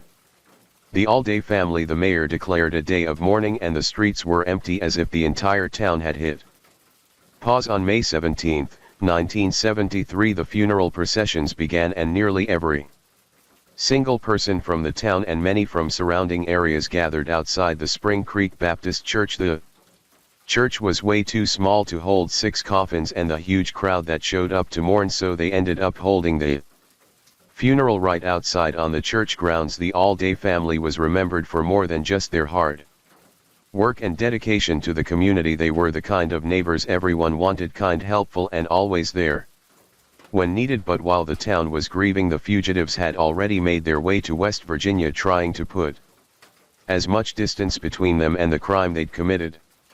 That's when fate finally caught up to them. They were found after being forced to flee on foot when they ran into a roadblock. This time there was no escape. George was the first to crack. He confessed everything, spilling the details of the horrific jailbreak and how it led to the massacre of the Allday family. For 2 long hours he recounted everything, expressing deep regret, especially for what he had done to Mary. He admitted that the weight of his actions had kept him up at night and he couldn't live with himself anymore. With George's confession in hand, investigators wasted no time turning their attention to the others, starting with Billy. At first it seemed like Billy wasn't as involved in the killings. He didn't allegedly shoot anyone according to George, but ballistics told a different story. The Allday family had been killed with 4 different weapons and one of those weapons was in Billy's possession. Billy's version of events was almost identical to George's. He said Carl had taken his gun when they were shooting Jerry because Billy had run out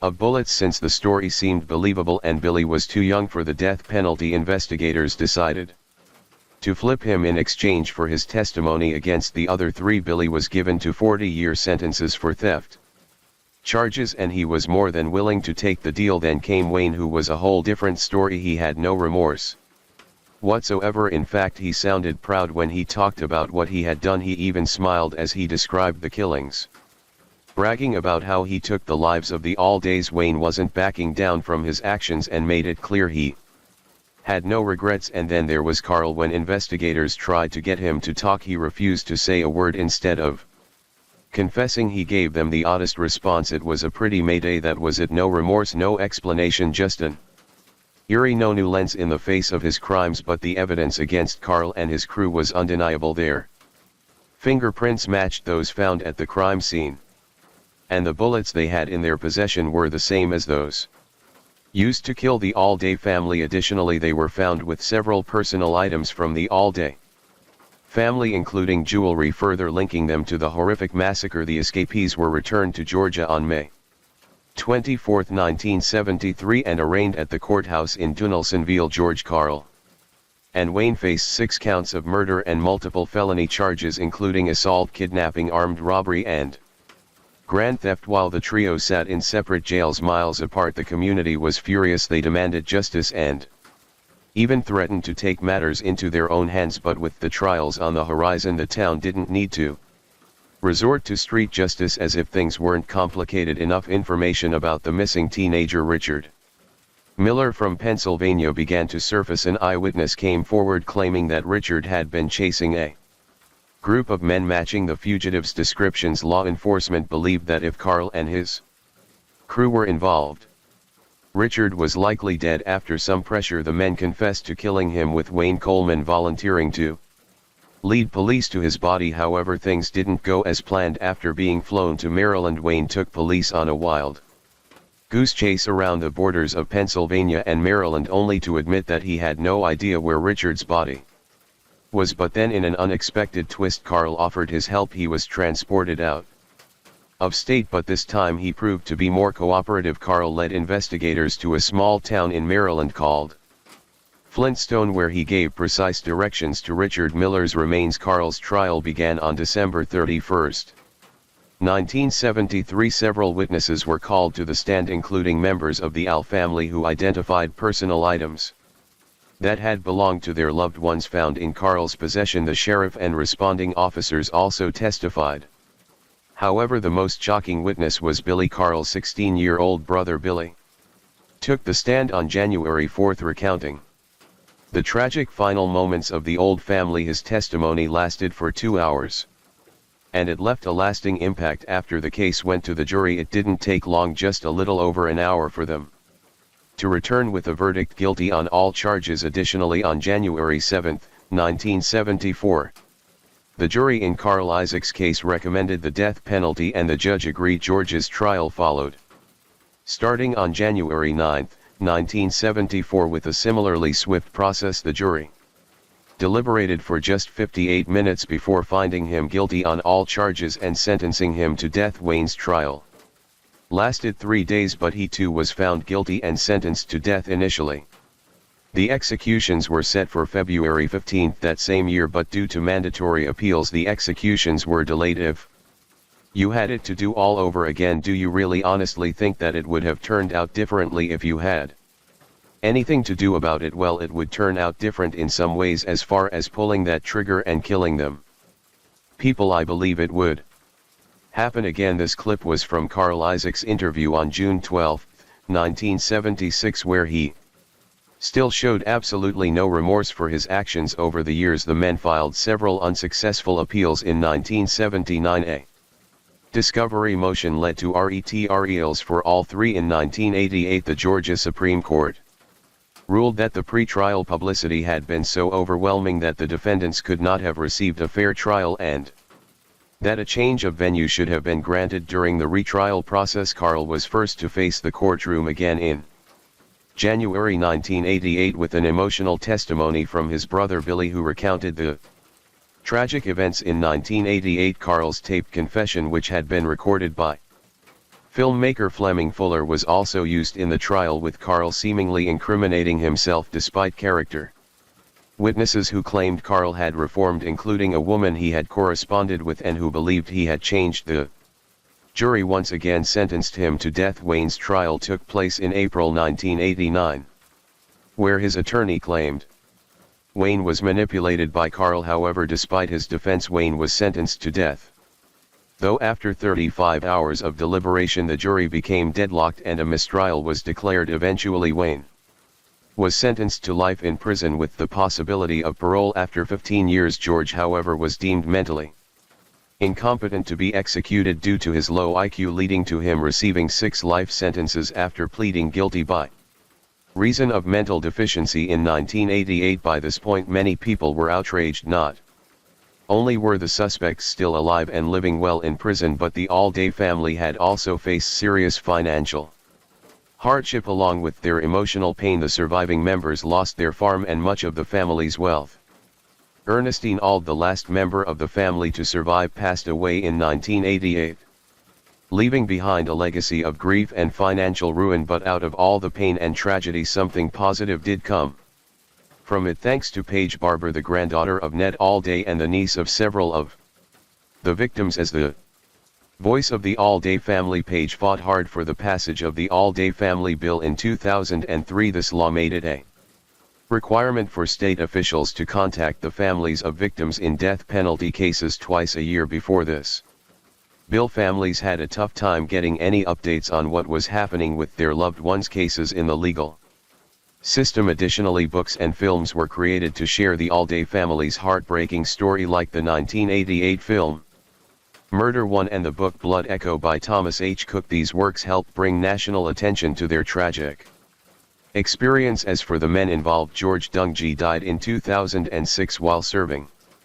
his life sentence. Billy Isaacs, who served 20 years, was released in 1993, but he passed away in 2009. Wayne, still alive, continues to serve his life sentence and is now 79 years old, repeatedly denied parole. Carl Isaacs met his end on May 16, 2003, with his execution marking the painful end to a long and drawn-out battle for justice. His final meal, a simple prison tray. After almost 30 years of delays, he was pronounced dead by lethal injection, closing a chapter on the Allday family's tragic story. Story 6. Over the years we've all heard the shocking stories of cheaters who somehow end up becoming family annihilators, and today's case, well, it's one for the books. This one took a Staggering 13 years to unravel, and the crazy part is it flipped everything we thought we knew about cheaters and killers on its head. David Cam, a man once suspected of killing his entire family, is at the center of this mind-bending story. But was he really the killer, or did someone else pull the strings? And if it wasn't him who was capable of such a horrific act, trust me, this is one of the most twisted and mind-boggling mysteries you'll ever hear, and just like always, we're going to break down every detail of this case piece by piece. This is David and Kimberly Cam. The two grew up in the same city, New Albany, Indiana, and crossed paths back in the mid-1980s.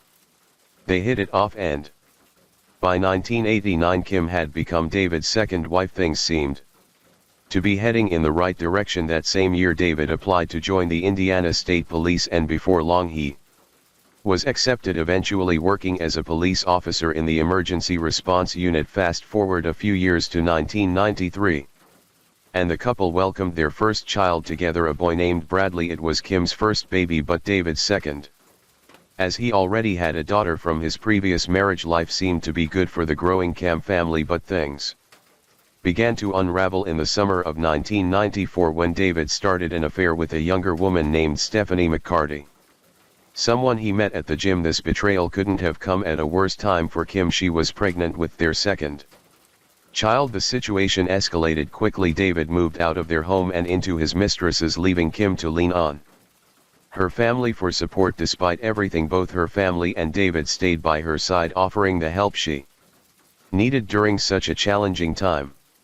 When Kim gave birth to their daughter Jillian on February 28, 1995, both sides of the family showed up for support, everyone, that is, except David. By March of that year, however, the affair ended, and David sought reconciliation. Despite the heartbreak, Kim considered giving him another chance, driven by her love for her family and her role as a mother. Surprisingly, David moved back in, and Kim's decision to forgive him was met with support from both families. Soon after, they began building a new home on Lockhart Road in Georgetown, Indiana. A fresh start for the reunited couple. They chose to live in this location because of its personal connection. The road was actually named after some of David's relatives on his mother's side, adding a layer of history and significance to their home. For a while things seemed to improve, and it looked like they were on the right track, but as the saying goes, once a cheater, always a cheater. David, known for being a flirt, didn't just stop at flirting. He would find women to have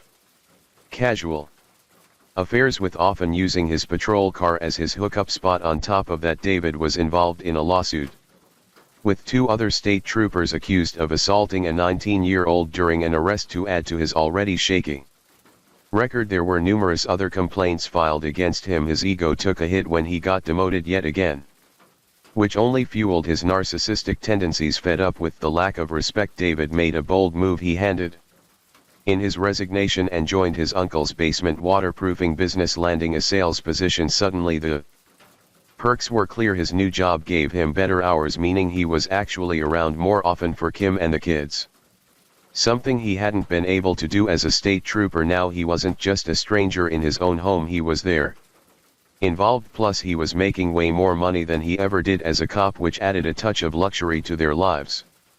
By the year 2000, everything seemed to be falling into place for the family. Bradley, now 7 years old, was doing great in second grade at Grockland Christian School, while his little sister Jill, just 5, was in kindergarten at the same school. Kim was thriving in her job as a senior accountant at Insurance Group in Louisville. From the outside, life seemed perfect now, but even in this seemingly happy home there were still whispers about David's possible cheating. The rumors had been floating around, and Kim had even shared her worries with her best friend, but despite all the gossip, nothing ever came of it until one fateful evening in September. On Thursday, September 28, 2000, David followed his usual routine, playing basketball with friends at the local church rec center. Kim, as always, took care of the kids' activities and got them home. It was just another regular evening. However, the game ran later than David had expected. By the time he was done, he was in a hurry to get home, worried Kim might be upset.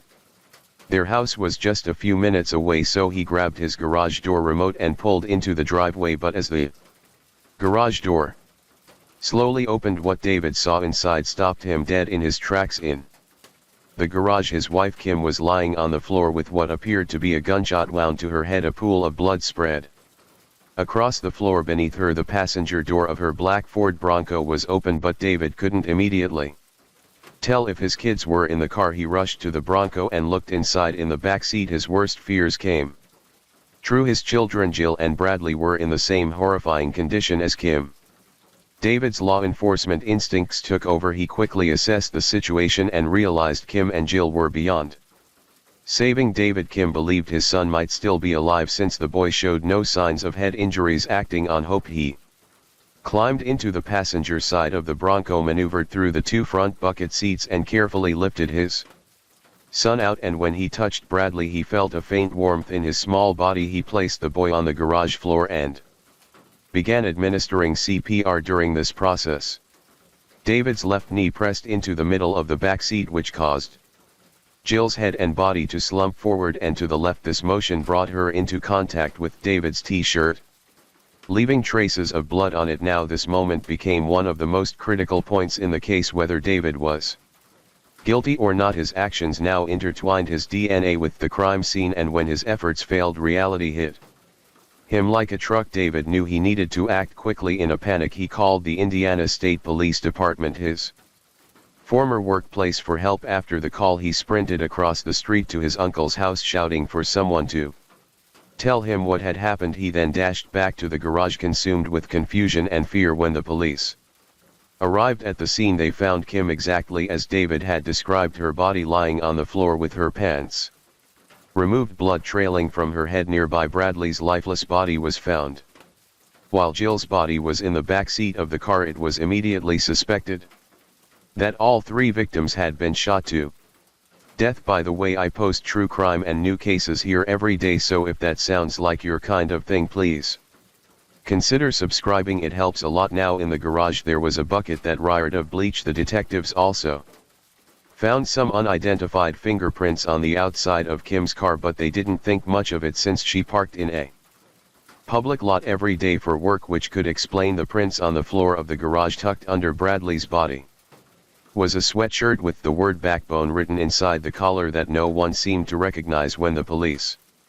asked David about it, he claimed it wasn't his. As mentioned, Kim wasn't wearing any pants when she was found, only her underwear and shirt. However, her pants were nearby, covered in blood, and as with any murder case, the spouse is always the first one to be questioned, and David wasn't exempt from this. David was completely cooperative, providing a clear timeline of his day and explaining that Kim and the kids had probably come home around 7:30 or 7:40 p.m. Looking at the state of the car, David thought the murders must have happened almost immediately after they arrived home, yet he couldn't figure out who could have wanted to hurt his family. Kim and the kids weren't involved in anything that would have made them enemies, and when it came to his alibi, David stuck to his guns. He insisted that he was exactly where he said he'd be, at a basketball game at the rec center from 7:00 to 9:20 in the evening. David also kept insisting that Kim wouldn't have done anything to provoke this kind of violence, so at first the investigators wondered if it might have been a robbery gone wrong, but that idea didn't last long. There was no sign of forced entry into the garage. Nothing seemed to be missing from the house, and no one had tried to get inside. The evidence was pointing away from theft and towards something much darker, a targeted attack on Kim, Bradley and Jill. But the most damning evidence came later, when the phone company revealed that David made a call at 7:19 p.m. on the night of the murders. The call was made from his home's landline, which was a huge red flag because David had claimed to be playing basketball from 7 p.m. to 9:00 p.m. The fact that he made a call after 7 p.m. contradicted his story, and it raised serious doubts. The autopsy report added more to the mystery. All three victims had died from gunshot wounds, but the examiner also found that Jill had blunt force trauma to her genital area. This injury seemed to have occurred within the same 24-hour period as her death. The examiner suggested it might have been caused by a fall, but the possibility of an assault couldn't be ruled out. Strangely, Jill had complained of pain in that area during her dance class, even crying about it. Whether this had anything to do with the Trauma to her body was uncertain, but it was a chilling detail Kim had confided in a friend just before the murders. Saying Kim didn't elaborate, but her friend suggested that she bring the kids down to Florida for a visit to talk more. Kim agreed that a trip might help, but tragically she never got the chance. So was Kim referring to a history of abuse? Perhaps something related to David's alleged infidelity, or possibly something darker we may never know, as Kim was taken from her family before she could share the truth. The medical examiner's report also revealed something unsettling. Kim had cuts and bruises on the tops of her feet. Her shoes were oddly placed on top of the car, which just didn't make sense. The police had no clear explanation for any of this, and it was still early in the investigation, but people close to David, including Kim's mother, started to have serious doubts about him. Her mother believed that Jill, a sassy, outgoing child, would have spoken up if someone she wasn't familiar with had heard her. The only person she thought might have been able to silence Jill was David. 3 days later, on Sunday, the rumors continued to swirl, especially since no arrest had been made yet. Despite the growing tension, David went to church with his parents and friends. Just as he always did, his uncle, the pastor, led the service, and the church had strong connections to the family. Kim had served as the treasurer, and David's grandfather had even helped build the church. During the service, David cried the entire time, showing what seemed to be genuine emotion, but things took a dramatic turn as he left the church. A swarm of reporters surrounded him, and the media coverage quickly cast a shadow of suspicion over him. People couldn't help but notice that David didn't seem to be grieving in the way they expected. His cold, stoic demeanor raised more questions. Could David have been responsible for the brutal murders of his wife and children, and if so, why? Well, later that afternoon, David came into the station to speak with the police, and things got a bit heated. No, after this interview, the police arrested him, and it all came down to two things: his shirt and a phone call. The call made at 7:19 in the evening didn't match his alibi of being at the rec center from 7 o'clock to 9:20.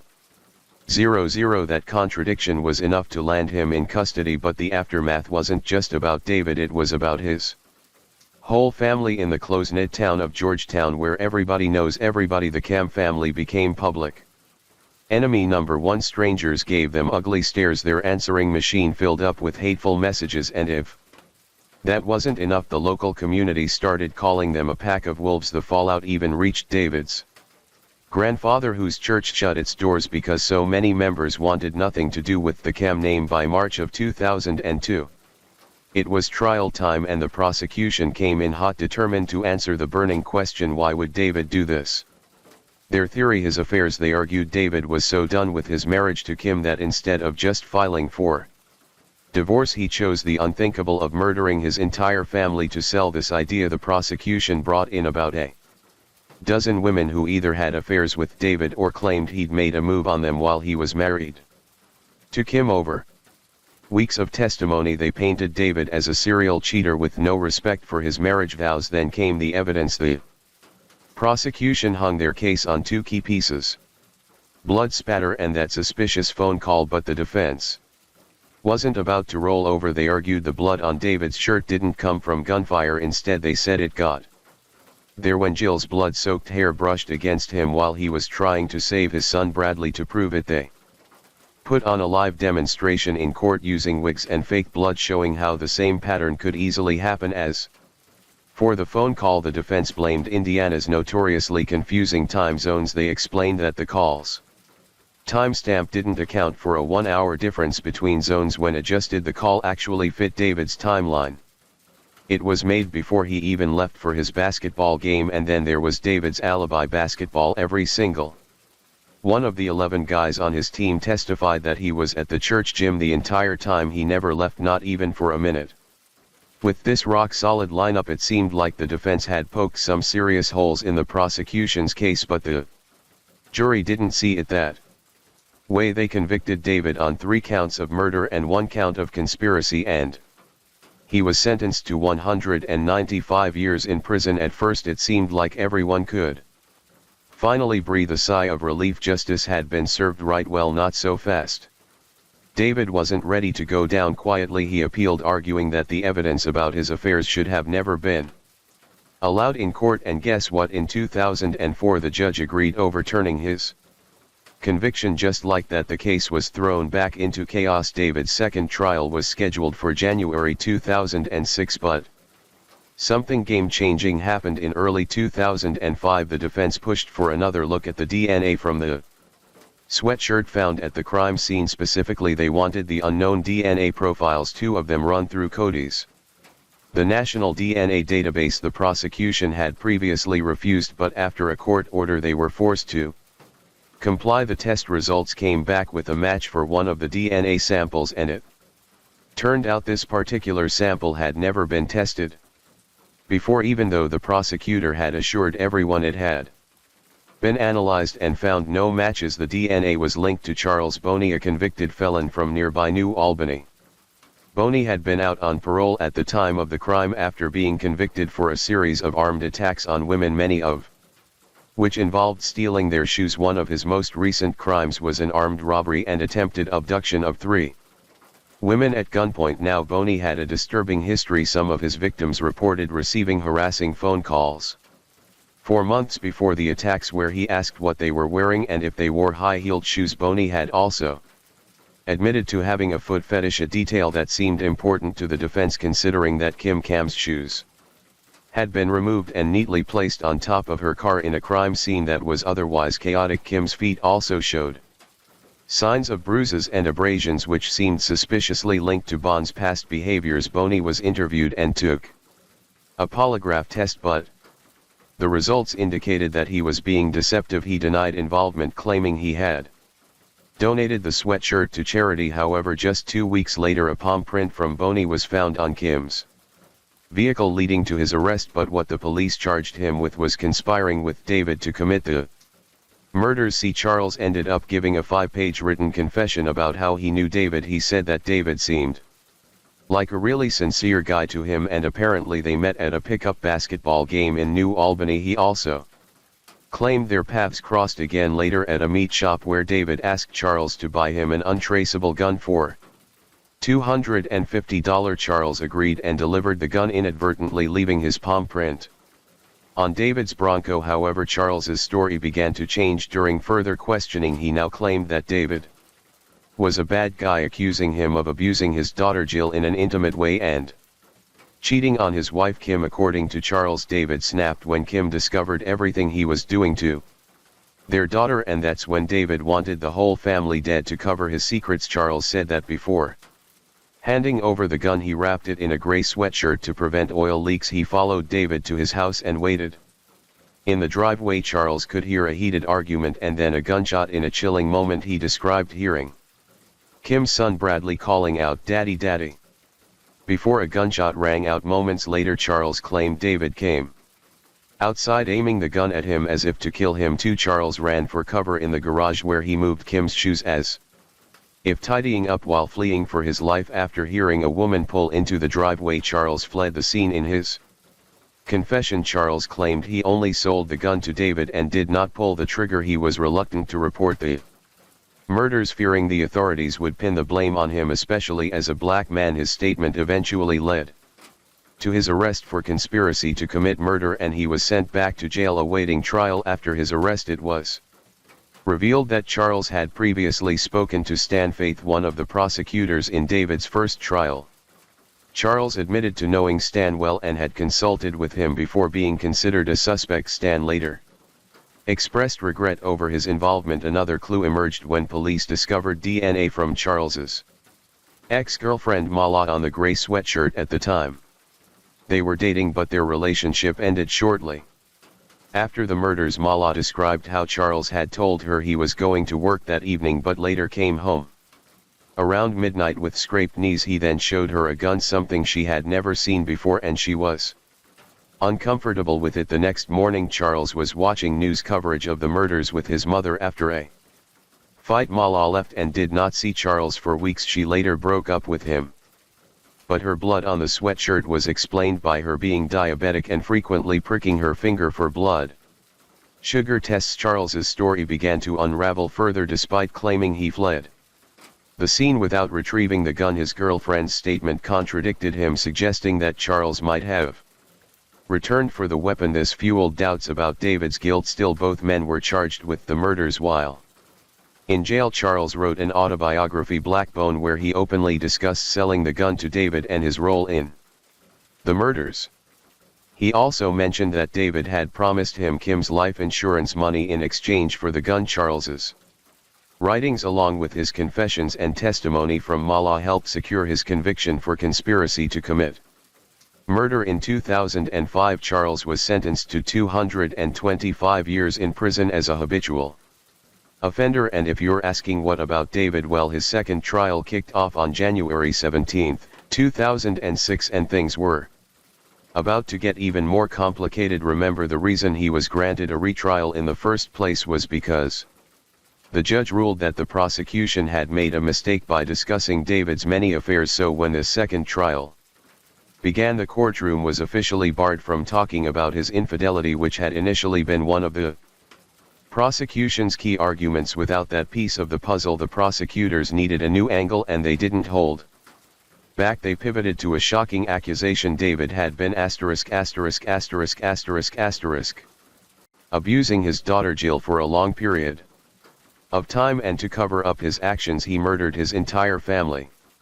The allegations were deeply disturbing and immediately made the case even more complex, but David's defense team didn't back down. They brought in a highly regarded medical examiner who stated that during Jill's autopsy there was no evidence of sexual trauma, specifically no damage to Herman. Of course, this didn't rule out the possibility of other forms of abuse, as some methods wouldn't leave visible damage, but the defense team argued that there wasn't enough proof to suggest sexual assault, and they claimed that the prosecution was exaggerating the evidence to create a narrative that suited their theory of the crime. This expert also pointed out that while Jill did have blunt force injuries, some of which were in her pelvic region, those injuries weren't necessarily indicative of sexual abuse. According to the expert, these were simply injuries sustained during the brutal attack, and there was no concrete evidence to support the prosecution's claims. Now, this trial wasn't just about the allegations against David, it was also about the new evidence that had emerged thanks to some investigative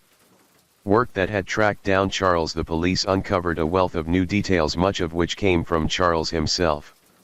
They even learned from Charles's own testimony that David had purchased a gun with the intent to murder his family. The defense continued to argue, however, that the prosecution's case wasn't strong enough to convict David beyond a reasonable doubt. After weeks of testimony, on March 1, 2006, the jury convicted David for the murders of his wife Kim and their children Jill and Brad. He was sentenced to life in prison without the possibility of parole, but as soon as he was convicted, David appealed once again, and this time it was due to the abuse allegations involving his daughter. He maintained that there was no evidence to suggest he'd ever harmed Jill, and he argued that the accusations had influenced the jury's decision. And guess what? The Indiana Supreme Court sided with him in a stunning move. They overturned the conviction, agreeing with David's claim that the prosecution's abuse allegations lacked proper evidence. The court stated that there was no competent evidence to support the sexual abuse accusations. Can you imagine what Kim's family was going through during all this? They had to relieve their daughter and grandchildren's horrific deaths, only for it to happen over and over again in the courtroom. Kim's father, Frank, was absolutely devastated by the decision. I was kind of surprised by the overturn of the last verdict. All we want is the truth, and the truth is that David's guilty, he said, his voice full of frustration. Kim's family was determined to see David behind bars for life. They were sick of the back and forth and just wanted justice fast forward. Nearly 13 years later, and David's third trial began in August of 2013. This trial was unlike the previous ones. The prosecution decided to go in a new direction, focusing on the life insurance policy that David had taken out on Kim before her death. According to Charles, David wanted the money and he wasn't planning to let anyone get in his way. Interestingly, Kim's life insurance policy had been increased shortly before her death, but she had signed off on the changes, meaning she knew about and approved them. Charles took the stand again during this trial, and his testimony was as bombshell as ever. He claimed that David had tricked him into Being at the house when the murders happened, Charles also testified that David nearly shot him before he managed to escape. According to Charles, David was the one who did all the killing and Charles never touched Kim, Jill or Brad. But David's defense team was ready. They had even more DNA evidence this time around. They presented proof that Charles's DNA was found on Kim's underwear as well as on Jill's and Kim's clothing. What's more, Charles's DNA was found under Kim's nails, indicating that she had fought back before she was killed. Despite all the DNA evidence and Charles's questionable involvement, the most solid evidence linking David to the crime scene was the blood spatter on his shirt. The prosecution argued that the blood belonged to the victims, but David's defense team insisted that this could easily be explained by the fact that David had tried to help Brad after he was shot in the head, brushing up against his hair and leaving blood on his shirt. After weeks of deliberation and intense courtroom drama, the jury returned their verdict on October 24, 2013, not guilty on all charges. David was acquitted, and when the news was announced, he was overwhelmed with emotion. He broke down in tears, thanking his legal team and the jury for believing in him. It was a monumental moment after years of intense legal battles. However, not everyone was thrilled with the verdict. The community was divided. After all 13 years of media coverage had left many wondering if David had truly been innocent. The evidence was strong, but some still felt there were unanswered questions. Despite the controversy, David decided to stay in the same town where it all happened. He got back to work at his uncle's business and started rebuilding his life as if his trials hadn't been exhausting enough. David filed a civil lawsuit against several members of the prosecution team. You can't wreck someone's life, take away their freedom, their reputation, their identity, and you're not supposed to do that in this country, he said, making his anger clear. In the end, he received a settlement of over $5 million, part of which he used to repay those who supported him throughout his 13-year battle. Today, David is trying to move on.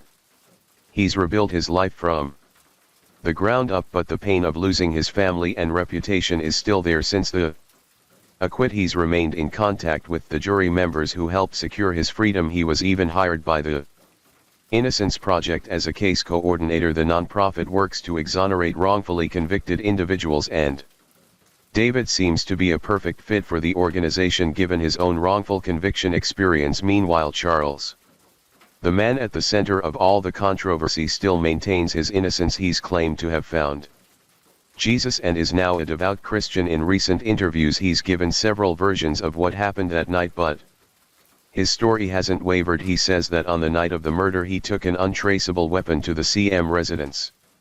He claims he heard arguing followed by shots and that David was the one who pulled the trigger. It's tough to wrap your head around why Charles did what he did, especially with all the conflicting accounts. Many still believe that David had a role in the murders, but the evidence simply didn't add up to convict him. Some question whether Charles was motivated by greed, jealousy, or something deeper. Now, if you believe David is innocent, it's reassuring to know that he has found peace and freedom rebuilding his life and career. But if you think he's guilty, it's hard not to wonder how he managed to escape justice. As the rain gently falls and the night grows deeper, thank you for joining me here at Mr. Night Scared. True crime stories remind us of life's mysteries and the importance of staying aware even as we seek comfort in the quiet of the night. Let the rain carry you to a peaceful sleep, and until we meet again, stay safe, stay curious, and let the night watch over you.